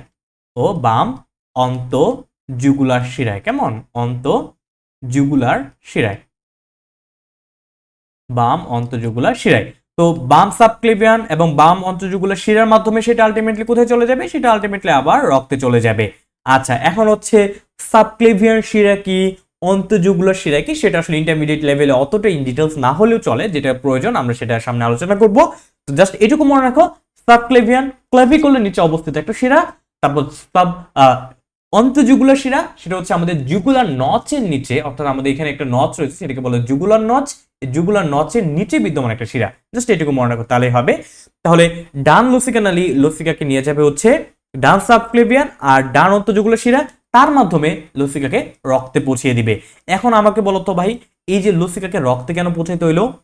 বলো তো রক্তে কেন পৌঁছাইতে হইলো? ফার্স্ট অফ অল, লসিকাটা তৈরি হয়েছিল কই থেকে? আমরা যদি এর একদম আদি ইতিহাস বলি, লসিকাটা কিন্তু তৈরি হয়েছিল সেই রক্ত থেকেই। কেমন? তার রক্ত থেকে লসিকাটা তৈরি হয়েছিল, সেটা তার কাজ কমপ্লিট করার পরে আবার সে রক্তে ফিরে যাবে। রক্তে থেকে উৎপন্ন লসিকাকে রক্তে ফিরে যাওয়ার যে কাজটা সেটা করে দিবে হচ্ছে লসিকা নালীগুলো। কোন লসিকা নালী? ডান এবং বাম নামক প্রধান লসিকা নালী। ওকে, তারপর দেখো ডান এবং বাম লসিকা নালী নিচের দিকে অ্যাবডোমেনের দিকে, আমাদের পেটের দিকে গিয়ে নেমে একটা কি তৈরি করবে? একটা অভিন্ন লসিকা নালী তৈরি করবে। ওকে, তার আগে তারা থোরাসিক ডাক্ট হিসেবে নিচের দিকে নামবে। যাই হোক, এগুলো নিয়ে আমরা ইন ডিটেলস এখন আলোচনা না করি, সেটা আমাদের পয়েন্ট অফ কনসার্ন না। আমরা এটুকু জেনে রাখি, আমাদের দেহের ডান লসিকা নালী এবং বাম লসিকা নালীর মাধ্যমে সমস্ত লসিকাগুলো আমাদের কোথায়? রক্তে ড্রেন করবে। কেমন? আচ্ছা, তাহলে লসিকা নালী যেহেতু বললাম, আরেকটা জিনিস জেনে থাকাটা জরুরি। দেখো, আমাদের যখন আমাদের হচ্ছে অন্ত্রে, হ্যাঁ, আমাদের অন্ত্রে যখন কি শোষিত হওয়ার কথা জানি ভাইয়া? অন্ত্রে যখন স্নেহ পদার্থ শোষিত হবে, সেটা কিভাবে শোষিত হবে বলতো? সেটা শোষিত হবে হচ্ছে লসিকার মাধ্যমে, তাই না? এর কারণটা আমরা বলেছিলাম, কেন লসিকার মাধ্যমে স্নেহ পদার্থ শোষিত হবে? কারণ কি? কারণ হচ্ছে আমাদের যে কৌশিক জালিকা যে প্রাচীর, সেটাকে এই স্নেহ পদার্থের কণাগুলো ভেদ করতে পারে না। অর্থাৎ স্নেহ জাতীয় পদার্থগুলো শোষিত হয়ে কৌশিক জালিকার মাধ্যমে পরিবহন হতে পারে না। তাহলে সেগুলোকে পরিবহন করতে হবে, দেহের বিভিন্ন কোষে পৌঁছাইতে হবে, তার কাজটা করবে হচ্ছে এই লসিকা। আচ্ছা, তাহলে সেইখানে বিদ্যমান যে লসিকা নালী, অন্ত্রের মাইক্রোভিলায়ে বা ভিলায়ে বিদ্যমান যে লসিকা নালী, সেটা একটা নাম রয়েছে। সেই লসিকা নালীকে নামকে বলা হবে, সেখানে যে লসিকা নালী থাকবে সেই লসিকা নালীকে বলবো আমরা কি বলতো ভাইয়া? অন্ত্রে বিদ্যমান লসিকা নালী। হ্যাঁ, আমরা বলবো এটাকে অন্ত্রে বিদ্যমান লসিকা নালী। কি হবে সেটার নাম? অন্ত্রে বিদ্যমান সূক্ষ্ম লসিকা নালীর নাম হবে ল্যাকটিয়েল। কেমন? ল্যাকটিয়েল।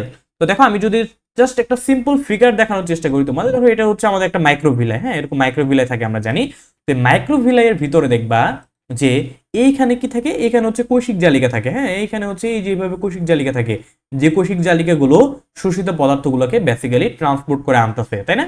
ট্রান্সপোর্ট করে নিয়ে যায়, আমরা এইটুক তো অ্যাটলিস্ট বেসিক্যালি বুঝি। ওকে, যে এখানে আমাদের পুষ্টি উপাদানগুলো ছিল সেগুলো হচ্ছে কৌশিক জালিকার মাধ্যমে, হ্যাঁ, কৌশিক জালিকার মাধ্যমে সেগুলো ভিতরে প্রবেশ করতেছে। এখন ধরলাম আমরা এখানে হচ্ছে এই যে সবুজ বর্ণ দিয়ে দেখাচ্ছি যে কিছু পরিমাণে আমাদের স্নেহ জাতীয় পথে কণা রয়েছে। এই স্নেহ জাতীয় পথে কণাগুলো তো আমরা ট্রান্সপোর্ট করে নিতে হবে, শোষণ করতে হবে। সেটা কিন্তু এই কৌশিক জালিকা করতে পারবে না। সেটা করার জন্য এই যে মাঝখানে চলে আসবে হচ্ছে ল্যাকটিয়েল, বা বলবো আমরা সূক্ষ্ম লসিকা নালী। কেমন? এই যে এই সবুজ বর্ণ অংশটাই হচ্ছে ল্যাকটিয়েল। ক্লিয়ার? এই সবুজ বর্ণ অংশটা হচ্ছে ভাইয়া ল্যাকটিয়েল। বুঝতে পারছি?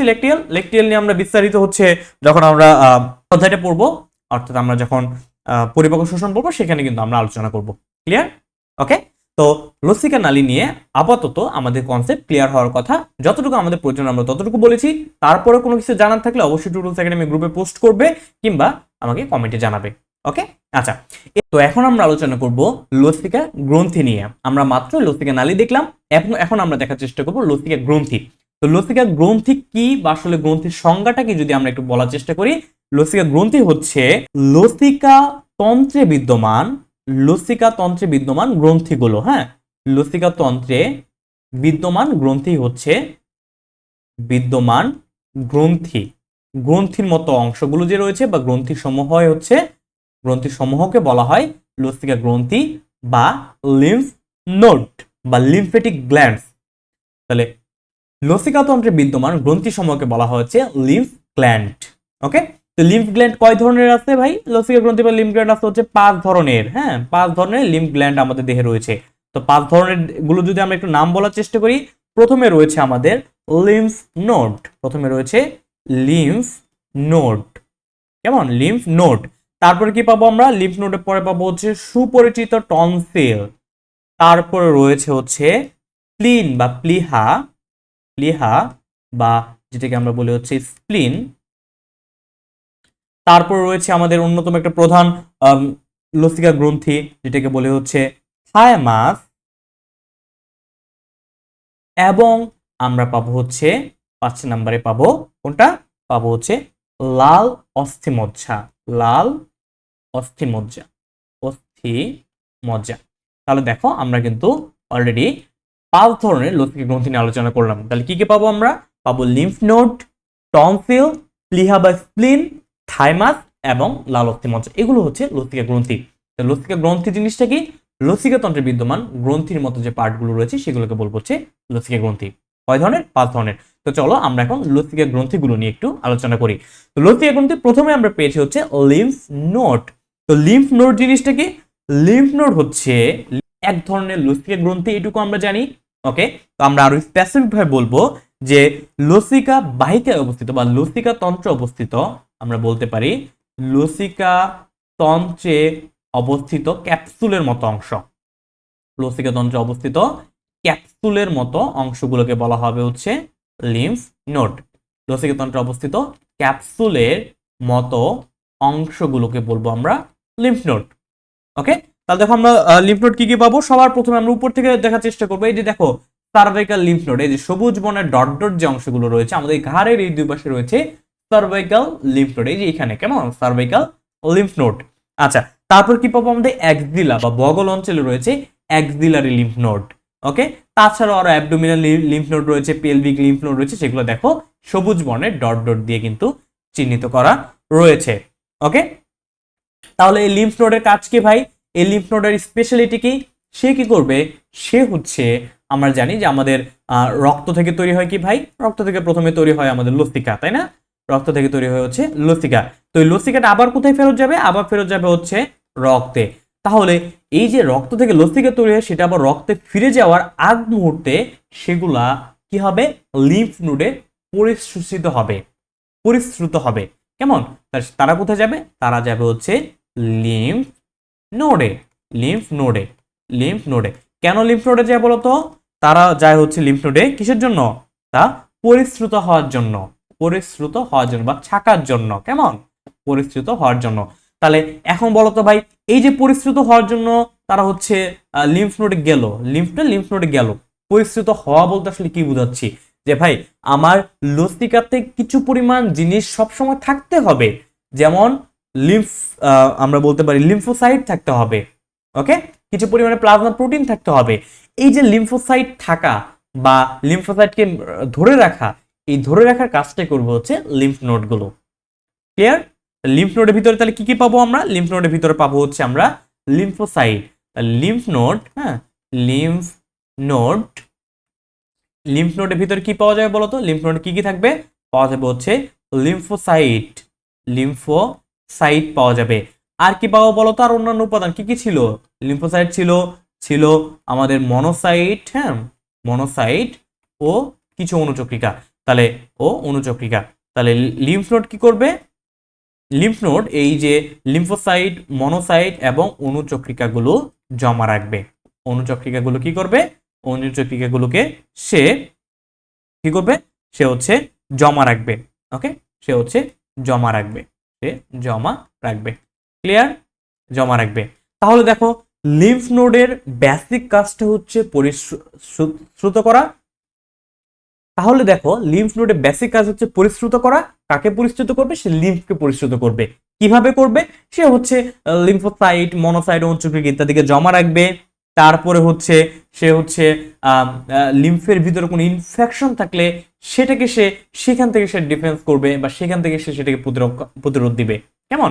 কোনো কারণে যদি কি হয়? কোনো কারণে যদি এখানে ইনফেকশন হয়, কোনো কারণে যদি লিম্ফ নোডে ইনফেকশন হয়, ইনফেকশন কিসের মাধ্যমে হয় বলতো? কোনো মাইক্রো অর্গানিজম দ্বারা, হতে পারে সেটা ব্যাকটেরিয়া, কেমন হতে পারে সেটা ফাঙ্গাল ইনফেকশন হলে কি হবে, লিম্ফ নোড ফুলে যাবে।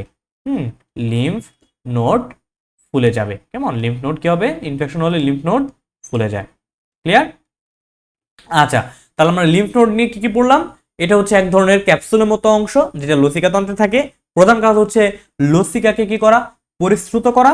সে কি করবে, লিম্ফোসাইট, মনোসাইট, অঞ্চক্রিয়াগুলো জমা রাখবে এবং ইনফেকশন হলে সে রিয়াকশন করে সে হচ্ছে ফুলে যাবে। এই পর্যন্ত মোটামুটি মনে রাখবা লিম্ফ নোড নিয়ে। কি কি লিম্ফ নোড রয়েছে আমাদের? আমাদের সার্ভিক্যাল লিম্ফ নোড রয়েছে বা গ্রীবাদেশীয় লিম্ফ নোড রয়েছে, আমাদের অ্যাক্সিলারি লিম্ফ নোড রয়েছে বা আমরা যেটাকে বলতে পারি বগল অঞ্চলের লিম্ফ নোড রয়েছে। তাছাড়া আমাদের যে অ্যাবডোমেন বা পেটে বা পেলভিসে বা তলপেটে, তারপর গ্রোইন অঞ্চলে বা আমাদের কুচকিতে যে লিম্ফ যে অংশগুলো রয়েছে সেগুলোই হচ্ছে লিম্ফ নোড। তুমি যদি তোমার বডিকে টাচ করো দেখবে তোমার বগল অঞ্চলে কিছু পরিমাণ জায়গা তুমি পালপেট করতে পারতেছো, অর্থাৎ নরম বা আমরা এটাকে বলতে পারি যে যে সফট কিছু জায়গা তুমি পাবা। এই সফট জায়গাটা হওয়ার কারণে হচ্ছে সেখানে রয়েছে লিম্ফ নোড। সেখানে লিম্ফ বা লসিকা এসে জমা হয়ে কিছুক্ষণ অবস্থান করে। ক্লিয়ার? বুঝতে পারছি? আচ্ছা, তারপরে আমরা যদি বলি লসিকা গ্রন্থির আর কি কি লসিকা গ্রন্থি রয়েছে, আর রয়েছে আমাদের যে টনসিল। এখন আমরা দেখব অন্যতম গুরুত্বপূর্ণ একটা লসিকা গ্রন্থি বা টনসিল নিয়ে। তো ছোটবেলা থেকে আমরা টনসিলের ব্যাপারে অনেক শুনেছি যে কিছু হলেই ঠান্ডা লাগলে আমরা বলি যে টনসিল ফুলে গেছে। হ্যাঁ, এটা একটু সত্য। তো দেখো আমাদের দেহেতে কি ধরনের টনসিল রয়েছে। আসলে টনসিল গুলো হচ্ছে আমাদের এই যে বলি যে আমরা মুখ গহ্বর এবং আমরা যদি বলি মুখ গলবিল, এইখানে অবস্থিত লসিকা গ্রন্থিকে আমরা সম্মিলিতভাবে বলি টনসিল। ক্লিয়ার? তাহলে কি বললাম, মুখ গহ্বর এবং মুখ গলবিলে অবস্থিত লসিকা গ্রন্থিগুলোকে বলা হয় হচ্ছে টনসিল। তো আমাদের কয় ধরনের টনসিল রয়েছে? আমাদের মোটামুটি 4-5 ধরনের বেসিক টনসিল রয়েছে। তো তার মধ্যে প্রধানত আমরা বলতে পারি প্রধান যে টনসিল গুলো রয়েছে তার মধ্যে দেখো আমি নিচে ফিগার দিয়ে রেখেছি, এখানে যদি একটু দেখার চেষ্টা করি, এই যে দেখো আমাদের সফট প্যালেট বা আমরা এটাকে বলি হচ্ছে নরম তালু। নরম তালু পিছনে কি রয়েছে? Palatine tonsil. কেমন? তারপর হচ্ছে আমাদের টিউবাল টনসিল নামে এক ধরনের টনসিল রয়েছে। তারপর আমাদের ফ্যারেঞ্জিয়াল টনসিল রয়েছে, আমাদের রয়েছে লিঙ্গুয়াল টনসিল। ওকে, তাহলে যদি আমরা একটু লিখে দেওয়ার চেষ্টা করি যে টনসিলের ভিতর আসলে আমাদের কি কি প্রধান টনসিল রয়েছে। প্রধানত আমাদের রয়েছে প্যালেটাইন টনসিল। আমরা বলবো প্রথমে রয়েছে প্যালেটাইন টনসিল। Palatine tonsil. কেমন? টনসিল। তাছাড়া আমাদের কি কি রয়েছে? প্যালেটাইন টনসিল ছাড়াও রয়েছে ফ্যারেঞ্জিয়াল টনসিল। হ্যাঁ, ফ্যারেঞ্জিয়াল টনসিল। Pharyngeal tonsil. তাছাড়া আমাদের রয়েছে 3 নাম্বার যদি বলি রয়েছে lingual tonsil. Lingual tonsil. Lingual tonsil. তো এখন আমাকে বলো ভাই আর কি টনসিল রয়েছে? আর একটা মাইনর টনসিল রয়েছে যেটা আসলে আমরা অনেক ক্ষেত্রে উল্লেখ করি না, তাও বলি যে একটা বলা হয় টিউবাল টনসিল। Tubal tonsil. কেমন? Tubal tonsil. তো আমাদের বেসিক টনসিল কিন্তু প্রথম 3টা, অর্থাৎ প্যালেটাইন, ফ্যারেঞ্জিয়াল এবং লিঙ্গুয়াল টনসিল। তো আসলে আমরা ওভারঅল যে টনসিল বলতে কিন্তু আমরা এই প্যালেটাইন টনসিলকেই বুঝি। কেমন? তাহলে ওভারঅল আমরা টনসিল বলতে কিন্তু কোনটাকে বুঝি? এই প্যালেটাইন টনসিলকেই বুঝি। তাছাড়া দেখো তাহলে প্যালেটাইন টনসিল কোথায় থাকবে? আমাদের সফট প্যালেট। আমরা জানি আমাদের তালুর 2টা পার্ট। প্রথম পার্টটুকু যদি আমরা এখানে দেখার চেষ্টা করি, এটাকে বলা হয় শক্ত তালু, এবং পিছনের পার্টটুকু এটা হচ্ছে শক্ত তালু, আর পিছনটা হচ্ছে নরম তালু বা সফট প্যালেট। প্রথমটাকে বলা হয় হার্ড প্যালেট, পিছনটাকে বলা হয় সফট প্যালেট। এই সফট প্যালেটের পিছনের অংশে রয়েছে প্যালেটাইন টনসিল। ক্লিয়ার? আচ্ছা, তারপর হচ্ছে pharyngeal tonsil. What do you mean by pharynx? Pharynx মানে হচ্ছে গলবিল। তার মানে গলবিলের পিছনের দিকে অবস্থিত টনসিলকে বলবো আমরা ফ্যারিঞ্জিয়াল টনসিল। কোনো কারণে যদি এই ফ্যারিঞ্জিয়াল টনসিলে কোনো ইনফেকশন হয় তখন সেটাকে আমরা বলি অ্যাডেনয়েড। সেটাকে বলি ভাই অ্যাডেনয়েড। তো তোমার বইতে সম্ভবত ফ্যারিঞ্জিয়াল টনসিলকে সরাসরি অ্যাডেনয়েড বলা আছে, কিন্তু আমরা ফ্যারিঞ্জিয়াল টনসিলে যদি কোনো কারণে ইনফেকশন হয় বা ইনফ্লামেশন হয় তখন সেটাকে আমরা বলি অ্যাডেনয়েড।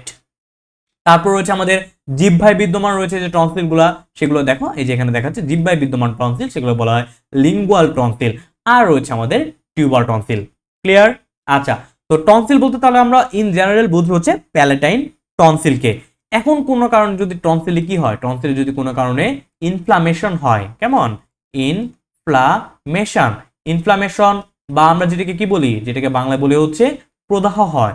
দেখো টনসিল যদি ইনফ্লামেশন বা প্রদাহ হয় তখন সেটাকে আমরা কি বলবো? কোন এক টনসিল একটা অর্গান বা একটা অঙ্গ, আর কোন একটা অঙ্গে যখন ইনফ্লামেশন হয় সে অঙ্গের নামের সাথে যদি আমরা আইটিস যোগ করে দেই তাহলে কিন্তু সেটার নামটা কিন্তু হয়ে যাবে। তাহলে টনসিল ইনফ্লামেশন হলে সেটাকে আমরা বলবো হচ্ছে, প্রথমে বলবো হচ্ছে টনসি, তারপর লাগাই দেবো হচ্ছে আইটিস, টনসিলাইটিস, কেমন? বা আমরা এটাকে বাংলায় বলতে পারি টনসিলাইটিস, টনসিলাইটিস, টনসিলাইটিস। তো কোনো কারণে যদি টনসিল ইনফ্লামেশন হয় তাহলে কি হবে? টনসিলাইটিস হবে। টনসিলাইটিস হলে কি হবে? টনসিল ফুলে যাবে। টনসিল কি হবে ভাই? ফুলে যাবে, ফুলে যাবে। তো এর চিকিৎসা কি ভাই? টনসিল ফুলে গেলে তুমি হচ্ছে এখানে যদি তোমাকে দেখতে হবে যে আসলে এখানে কেমন ধরনের ইনফেকশন হচ্ছে, সেটা কি ব্যাকটেরিয়াল ইনফেকশন না ভাইরাল ইনফেকশন না ফাঙ্গাল ইনফেকশন। ব্যাকটেরিয়াল ইনফেকশন হলে তুমি সেখানে অ্যান্টিবায়োটিক প্রিফার করবে ডাক্তার। যদি ফাঙ্গাল ইনফেকশন হয় তাহলে সেখানে অ্যান্টি ফাঙ্গাল ওষুধ দিবে, ভাইরাল ইনফেকশন সেখানে অ্যান্টি ভাইরাল ওষুধ দিবে। ওকে, তো কোনো কারণে যদি দেখা যায় যে টনসিলের যে প্রদাহ হবে ইনফ্লামেশনটা বেশি হয়ে গেছে, তখন ডক্টররা বলে না এখানে আর আসলে এত অ্যান্টিবায়োটিক দিয়ে কাজ হচ্ছে না, আমরা এখানে সরাসরি টনসিলটা কেটে ফেলে দিব, এবং এটা কিন্তু সম্ভব। তো কোনো কারণে টনসিলে ইনফ্লামেশন হলে সেটা যদি কেটে ফেলে দেওয়ার প্রয়োজন হয় তখন সেই প্রসিজারকে বলা হয় টনসিলেক্টমি, টনসিলেক্টমি। তো একটু আগে আমরা দেখেছিলাম যে টনসিল আইটিস, কোনো একটা অঙ্গের নামের শেষে যখন আইটিস থাকবে দ্যাট মিন্স সেটাতে ইনফ্লামেশন হয়েছে, সেটাতে ইনফেকশন হয়েছে, সেটাতে প্রদাহ হয়েছে। এখন কোন একটা অর্গানের নামের শেষে যদি তুমি দেখো একটমি লেখা, দ্যাট মিন্স সেটাকে কেটে ফেলা হয়েছে। টনসিলকে কেটে ফেলাকে আমরা বলবো টনসিলেক্টমি। কখন টনসিলেক্টমি করা হবে? যখন খুব মারাত্মক লেভেলে প্রদাহ হচ্ছে, যেটাকে আসলে স্বাভাবিকভাবে ভালো করা যাচ্ছে না, ক্লিয়ার? তখন সেটা কিন্তু কেটে ফেলতে হবে, সেটাকে বলবো আমরা টনসিলেক্টমি। তো এই টনসিলেক্টমি কাদের করতে হয় বেশি বলতো, বা কাদের আসলে এই টনসিলাইটিসটা বেশি হয়? টনসিলাইটিসটা মনে রাখবা বেশি হয় হচ্ছে বাচ্চাদের। কাদের বেশি হয় ভাইয়া? টনসিলাইটিসটা বেশি হয় বাচ্চাদের। কেন ভাই বাচ্চাদের কেন বেশি হয়? কারণ হচ্ছে বাচ্চাদের ইমিউন সিস্টেমটা একটু কি থাকে, একটু দুর্বল থাকে। বাচ্চাদের ক্ষেত্রে কি থাকে? ইমিউন সিস্টেম একটু দুর্বল থাকে, বা প্রতিরক্ষা ব্যবস্থাটা একটু দুর্বল থাকে। আর আমরা জানি প্রতিরক্ষা ব্যবস্থা দুর্বল থাকলে সেখানে ইনফেকশন ইনফ্লামেশন হওয়ার ঝুঁকি বেশি থাকে। আর ইনফেকশন কিংবা ইনফ্লামেশনের সারা দেয় হচ্ছে বি এবং টি লিম্ফোসাইট, যারা থাকে হচ্ছে আমাদের লসিকায়। লসিকার প্রধানত কোথায় থাকে, কোথায় জমা থাকে? থাকে হচ্ছে লসিকা গ্রন্থিতে। দ্যাট মিন্স ইনফ্লামেশন হলে এই লসিকা গ্রন্থিতেই অনেক ধরনের কাহিনী হয়ে যাবে। এখানে হচ্ছে লসিকা গ্রন্থিগুলো এই কারণেই ফুলে যাবে। ক্লিয়ার? আচ্ছা, তো তাহলে আমরা দেখো টনসিল নিয়ে কি বললাম, যে আমাদের প্রধান টনসিল হচ্ছে প্যালাটাইন টনসিল, তাছাড়া রয়েছে হচ্ছে ফ্যারেঞ্জিয়াল টনসিল, রয়েছে লিঙ্গুয়াল টনসিল, রয়েছে হচ্ছে টিউবার টনসিল। তার মধ্যে আমাদের প্রধানত এই প্রথম তিনটা মনে রাখতে হবে। আর ফ্যারেঞ্জিয়াল টনসিলকে অনেক ক্ষেত্রে অ্যাডেনয়েড বলা হয়। কখন? যখন হচ্ছে কি হবে, যখন সেখানে প্রদাহ হবে, যখন ফ্যারেঞ্জিয়াল টনসিলে প্রদাহ হয়, হ্যাঁ, যখন প্রদাহ হবে তখন সেটাকে বলবো হচ্ছে আমরা অ্যাডেনয়েড। আর একটা কথা মনে রাখবা, এই যে অ্যাডেনয়েড বা ফ্যারেঞ্জিয়াল টনসিল সেটা কিন্তু বাচ্চাদের ক্ষেত্রে খুবই ভাইটাল। কেন ভাইটাল? কারণ ফ্যারেঞ্জিয়াল টনসিলটা আসলে আমাদের ফ্যারিংস বা আমরা যেটাকে বলি যে গলবিলের পিছনের দিকে থাকে। আমরা যদি গলবিলের চিন্তা করি, এই যে যদি এটা হচ্ছে গলবিলের ছিদ্রপথ হয়, হ্যাঁ, এই ফ্যারেঞ্জিয়াল টনসিলটা কোথায় থাকবে? এই গলবিলের পিছনের পার্টে থাকবে, পিছনের পার্টে। তাহলে কি হচ্ছে দেখো তো, আলটিমেটলি এই ফ্যারেঞ্জিয়াল টনসিলে যদি বেশি পরিমাণে ইনফ্লামেশন হয়, বেশি পরিমাণে ফুলে যায়, তাহলে আলটিমেটলি দেখো গলবিলের ছিদ্রপথটাকে সে বন্ধ করে দিবে। আলটিমেটলি কি হবে? আলটিমেটলি হচ্ছে বাচ্চার আমরা বলতে পারি যে হাইপোক্সিয়া হবে, বা তার অক্সিজেন ডেফিসিয়েন্সি হবে, সে পর্যাপ্ত পরিমাণে শ্বাস নিতে পারবে না। এই অবস্থায় বেশি পরিমাণে যদি ফ্যারেঞ্জিয়াল টনসিল বা অ্যাডেনয়েড যদি বেশি প্রকট হয়, সেক্ষেত্রে কিন্তু ঘুমের মধ্যে কোন একটা বাচ্চার মারা যাওয়ার সম্ভাবনা পর্যন্ত থাকতে পারে, এবং দম বন্ধ হয়ে মারা যাওয়ার উপক্রম হতে পারে। তো সেক্ষেত্রে একটা সেফ চিকিৎসা কোনটা? টনসিলেক্টমি করা, অর্থাৎ টনসিলটাকে কেটে বাদ দেওয়া। ক্লিয়ার? আশা করতেছি টনসিল নিয়ে তোমাদের যাবতীয় কনফিউশন ক্লিয়ার হয়েছে। এখন আমরা কথা বলবো হচ্ছে প্লিহা বা স্প্লিন নিয়ে। তো দেখো প্লিহা বা স্প্লিন নিয়ে হয়তো অনেকে জানো।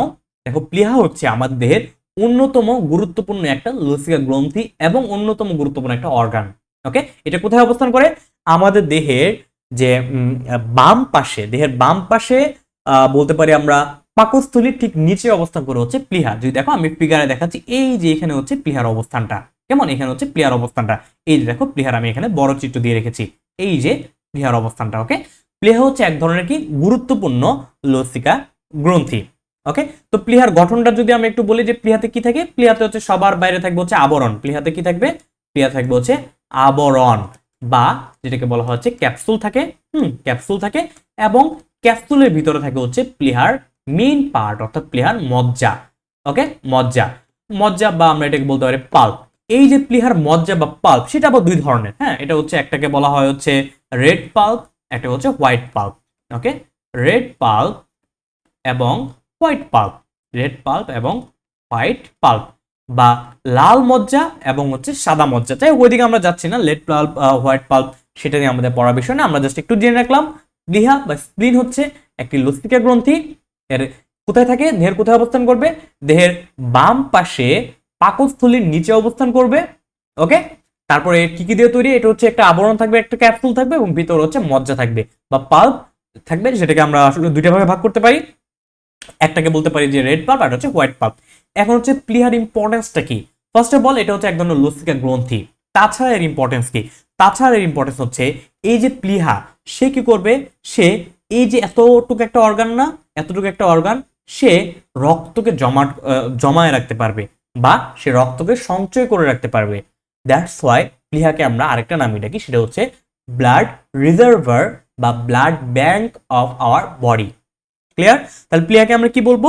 প্লীহাকে বলবো হচ্ছে রক্তের রিজার্ভার বা ব্লাড ব্যাংক। হ্যাঁ, ব্লাড ব্যাংক বলা হয়। কেন বলা হয় ব্লাড ব্যাংক বলা হয়? কেন?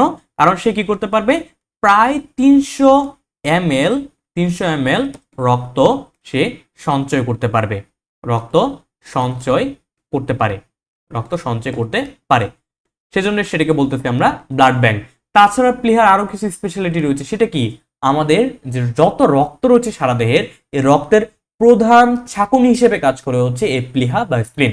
তা সে কি করে, সে রক্তের ছাঁকুনি হিসেবে কাজ করে, রক্তের প্রধান ছাঁকুনি হিসেবে কাজ করে, রক্তের প্রধান ছাঁকুনি রূপে কাজ করে। কেমন? ছাঁকুনি হিসেবে কাজ করে হচ্ছে প্লীহা। ওকে, তারপরে সে কি করে, তার আর কি স্পেশালিটি রয়েছে, সে লোহিত রক্তকণিকা বা আরবিসি কে ধ্বংসপ্রাপ্ত করে, বা আরবিসি কি হয়, প্লীহায় ধ্বংসপ্রাপ্ত হয়, আরবিসি প্লীহায় ধ্বংসপ্রাপ্ত হয়। আমরা জানি আরবিসির আয়ুষ্কাল কত ভাইয়া? আরবিসির আয়ুষ্কাল হচ্ছে প্রায় 120 দিন, তাই না? আরবিসির আয়ুষ্কাল হচ্ছে 120 দিন। তাহলে 120 দিন পরে আরবিসি বা লোহিত রক্তকণিকা ধ্বংস হতে হবে। সেই ধ্বংস হওয়ার কাজটা করবো হচ্ছে এই প্লীহা বা স্প্লিন।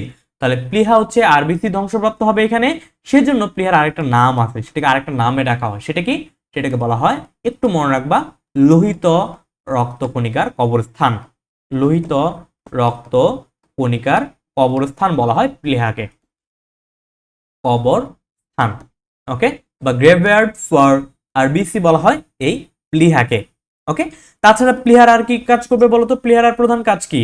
যেহেতু এটা একটা লসিকা গ্রন্থি, তাহলে অ্যাজ ইউজুয়াল লসিকা গ্রন্থির মতো একটা কাজ করবে, সে প্রতিরক্ষায় অংশগ্রহণ করবে।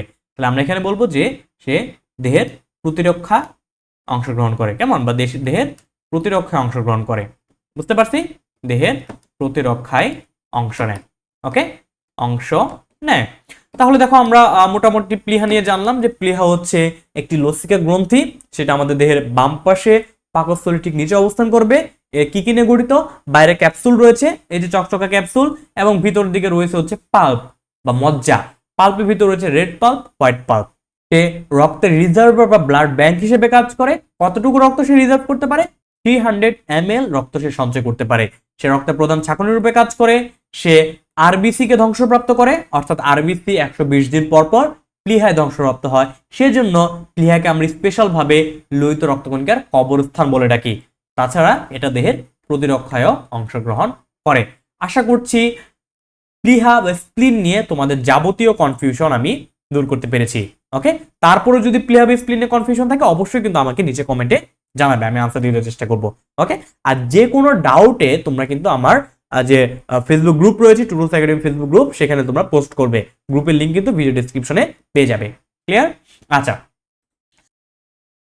এখন আমরা আলোচনা করব অন্যতম একটা গুরুত্বপূর্ণ লসিকা গ্রন্থি বা থাইমাস নিয়ে।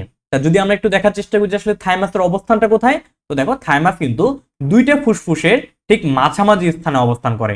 ওকে, অর্থাৎ একদম স্টারনাম বরাবর থাইমাস অবস্থান করে। আচ্ছা, তো থাইমাসের ইম্পর্টেন্সটা কি? ফার্স্ট অফ অল, থাইমাস হচ্ছে এক ধরনের লসিকা গ্রন্থি। ওকে, এই যে দেখো নিচে আরেকটা ফিগারে দেখিয়েছি যে হৃৎপিণ্ডের ঠিক উপরে কিন্তু থাইমাসটা অবস্থান করে। তাহলে থাইমাস হচ্ছে এক ধরনের লসিকা গ্রন্থি। তাহলে অ্যাজ ইউজুয়াল লসিকা গ্রন্থির যে কাজ সেটা করবে। ওকে, তবে এর কিছু স্পেশালিটি রয়েছে। থাইমাস থেকে মনে রাখবা দুটো হরমোন আসে। হ্যাঁ, দুটি হরমোন খরিত হয়, দুটো হরমোন খরিত হয়। কি হরমোন খরিত হয় থাইমাস থেকে? হরমোন খরিত হয়। কি কি হরমোন খরিত হয়? একটাকে বলা হয় থাইমোসিন,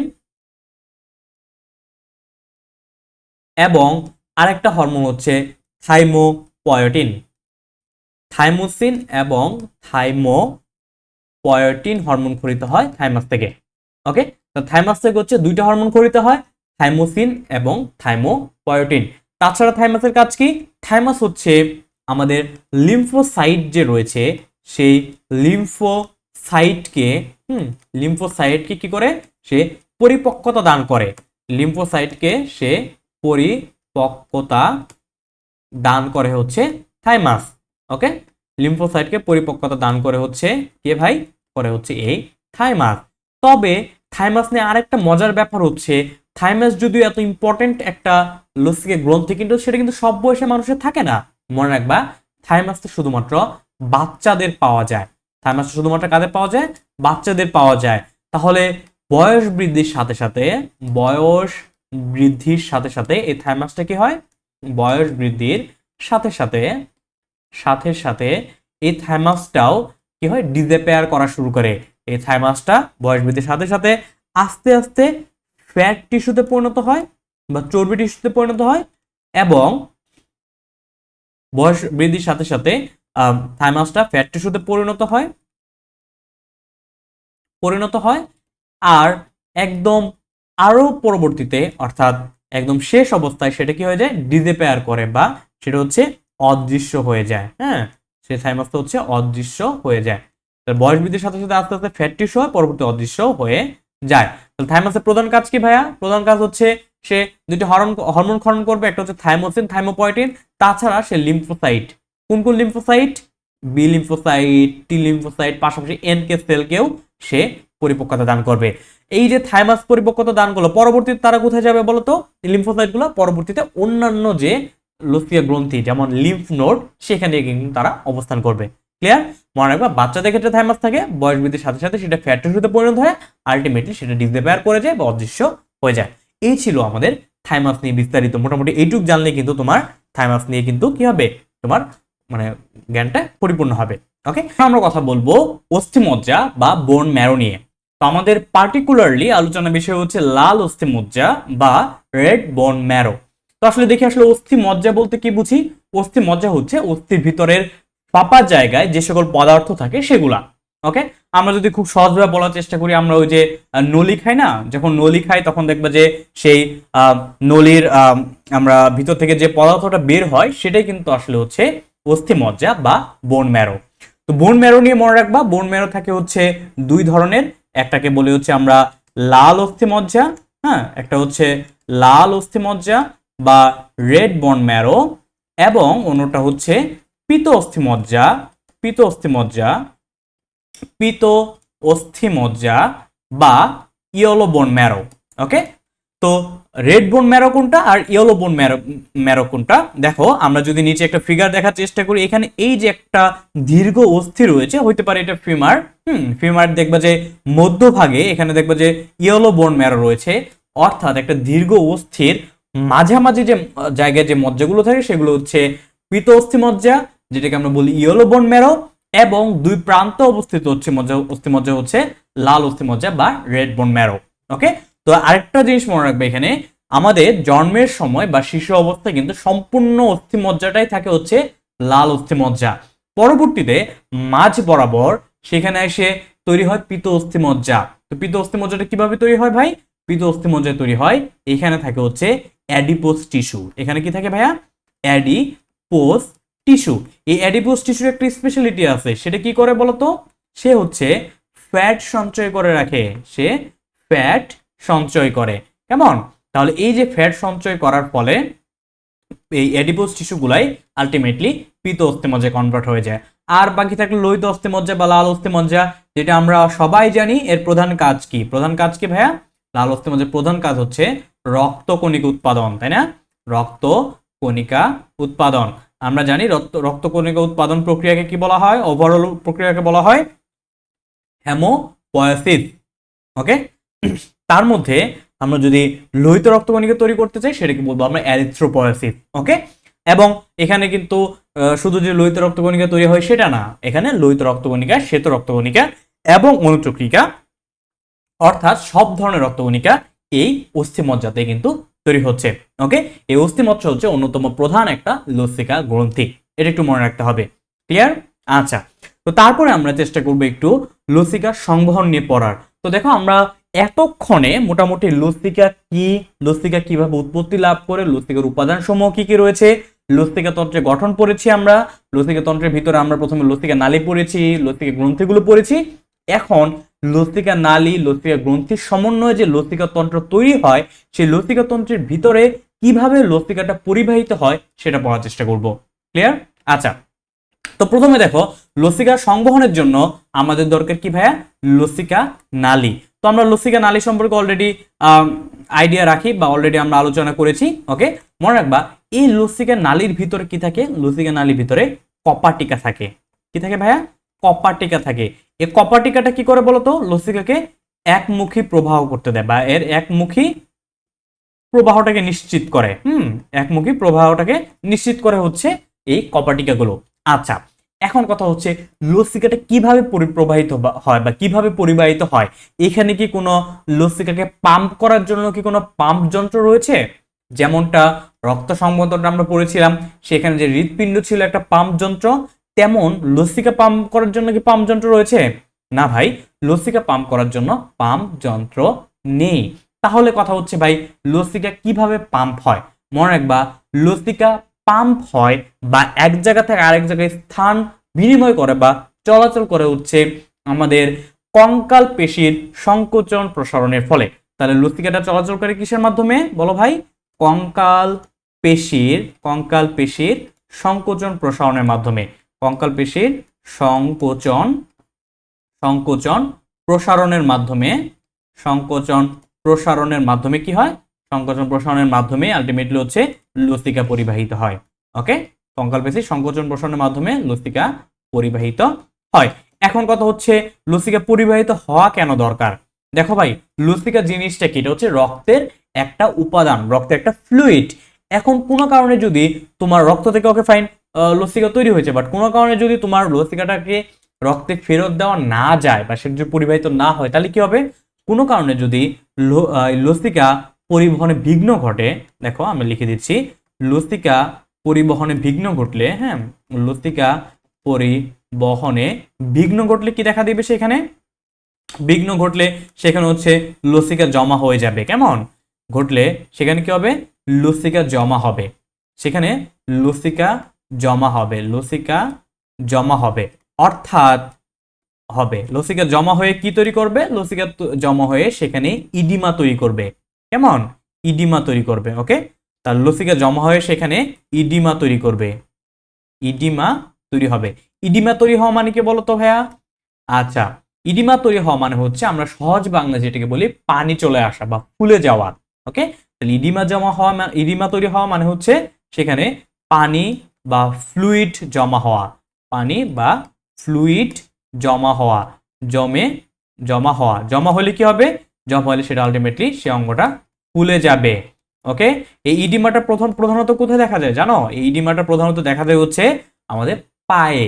তো তার মানে কোনো কারণে যদি লসিকা নালীতে অবস্ট্রাকলস হয় বা লসিকা নালীতে যদি কোনো কারণে বাধা সৃষ্টি হয়, তাহলে এই যে লসিকা ব্যাক করার কথা, লসিকা আমরা জানি ডান এবং বাম লসিকা আলটিমেটলি যায় শিরায় ড্রেন করে, যার মাধ্যমে সেটা আলটিমেটলি হৃৎপিণ্ডে ফিরে আসে।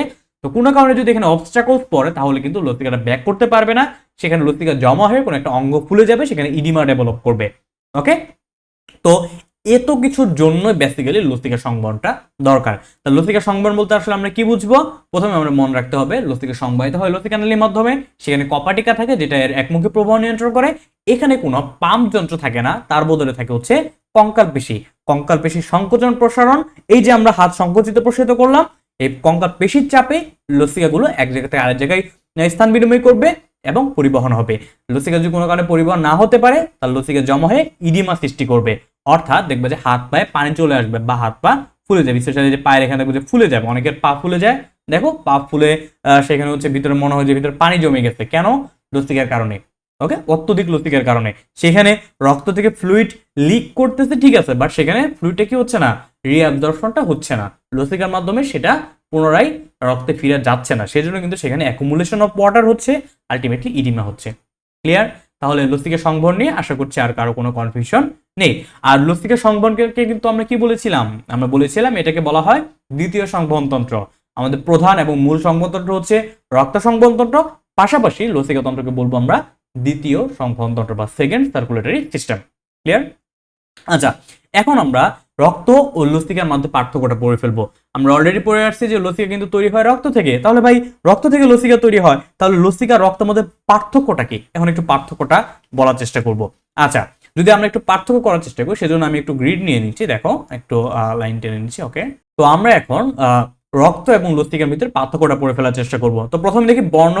রক্ত বর্ণ কেমন বলতো? রক্ত বর্ণ হচ্ছে লাল বর্ণে তরল পদার্থ রক্ত, তাই না? আর লসিকার বর্ণ কেমন? মোস্ট অফ দ্য কেস লসিকা হচ্ছে বর্ণহীন। লসিকা হচ্ছে কি ভাইয়া? বর্ণহীন।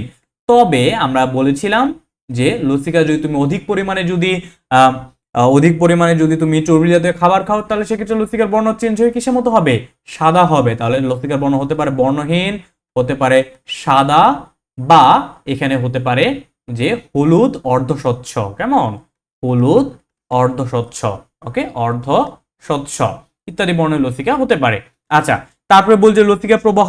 লসিকা কিসের মাধ্যমে প্রবাহিত হয়? প্রথম হচ্ছে রক্ত। রক্ত কিসের মাধ্যমে প্রবাহিত হয় বলতো? রক্ত হচ্ছে রক্তনালীর মাধ্যমে, রক্তনালী ও হৃৎপিণ্ডের মাধ্যমে প্রবাহিত হয়। রক্তনালী ও হৃৎপিণ্ডের মাধ্যমে রক্তটা কিন্তু ট্রান্সপোর্ট হয় বা প্রবাহিত হয়।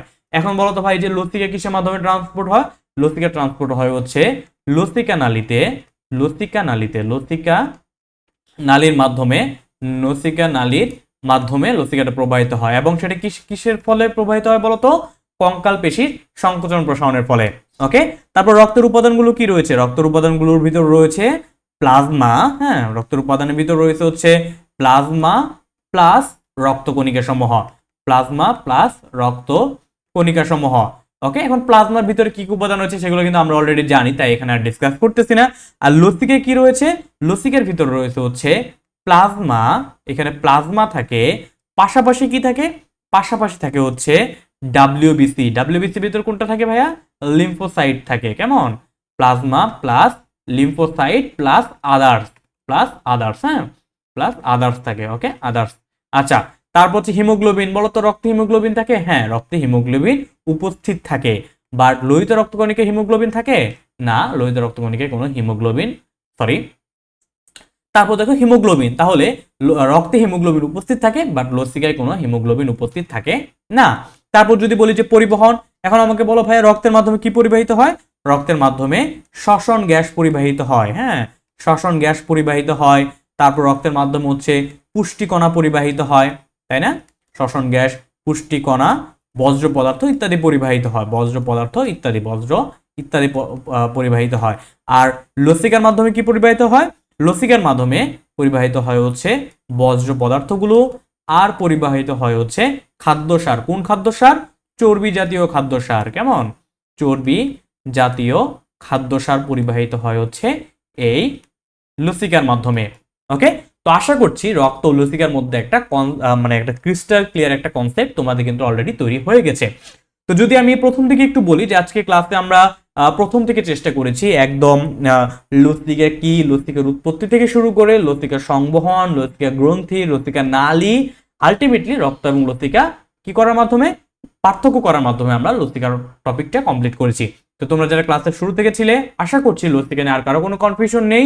যদি কনফিউশন থাকে অবশ্যই রুলস একাডেমি ফেসবুক গ্রুপে পোস্ট করবে, এবং কোনো জিজ্ঞাসা থাকলে তোমরা আমাকে কমেন্টে জানাতে পারবে। আর চেষ্টা করবে টু রুলস একাডেমি ইউটিউব চ্যানেলটাকে সাবস্ক্রাইব করে দেওয়ার, সাথেই থাকবে। দেখা হচ্ছে নেক্সট ক্লাসে। ততক্ষণের মতো সবাই ভালো থেকো, সুস্থ থেকো। আল্লাহ হাফেজ। আসসালামু আলাইকুম ওয়া রাহমাতুল্লাহি ওয়া বারাকাতুহু।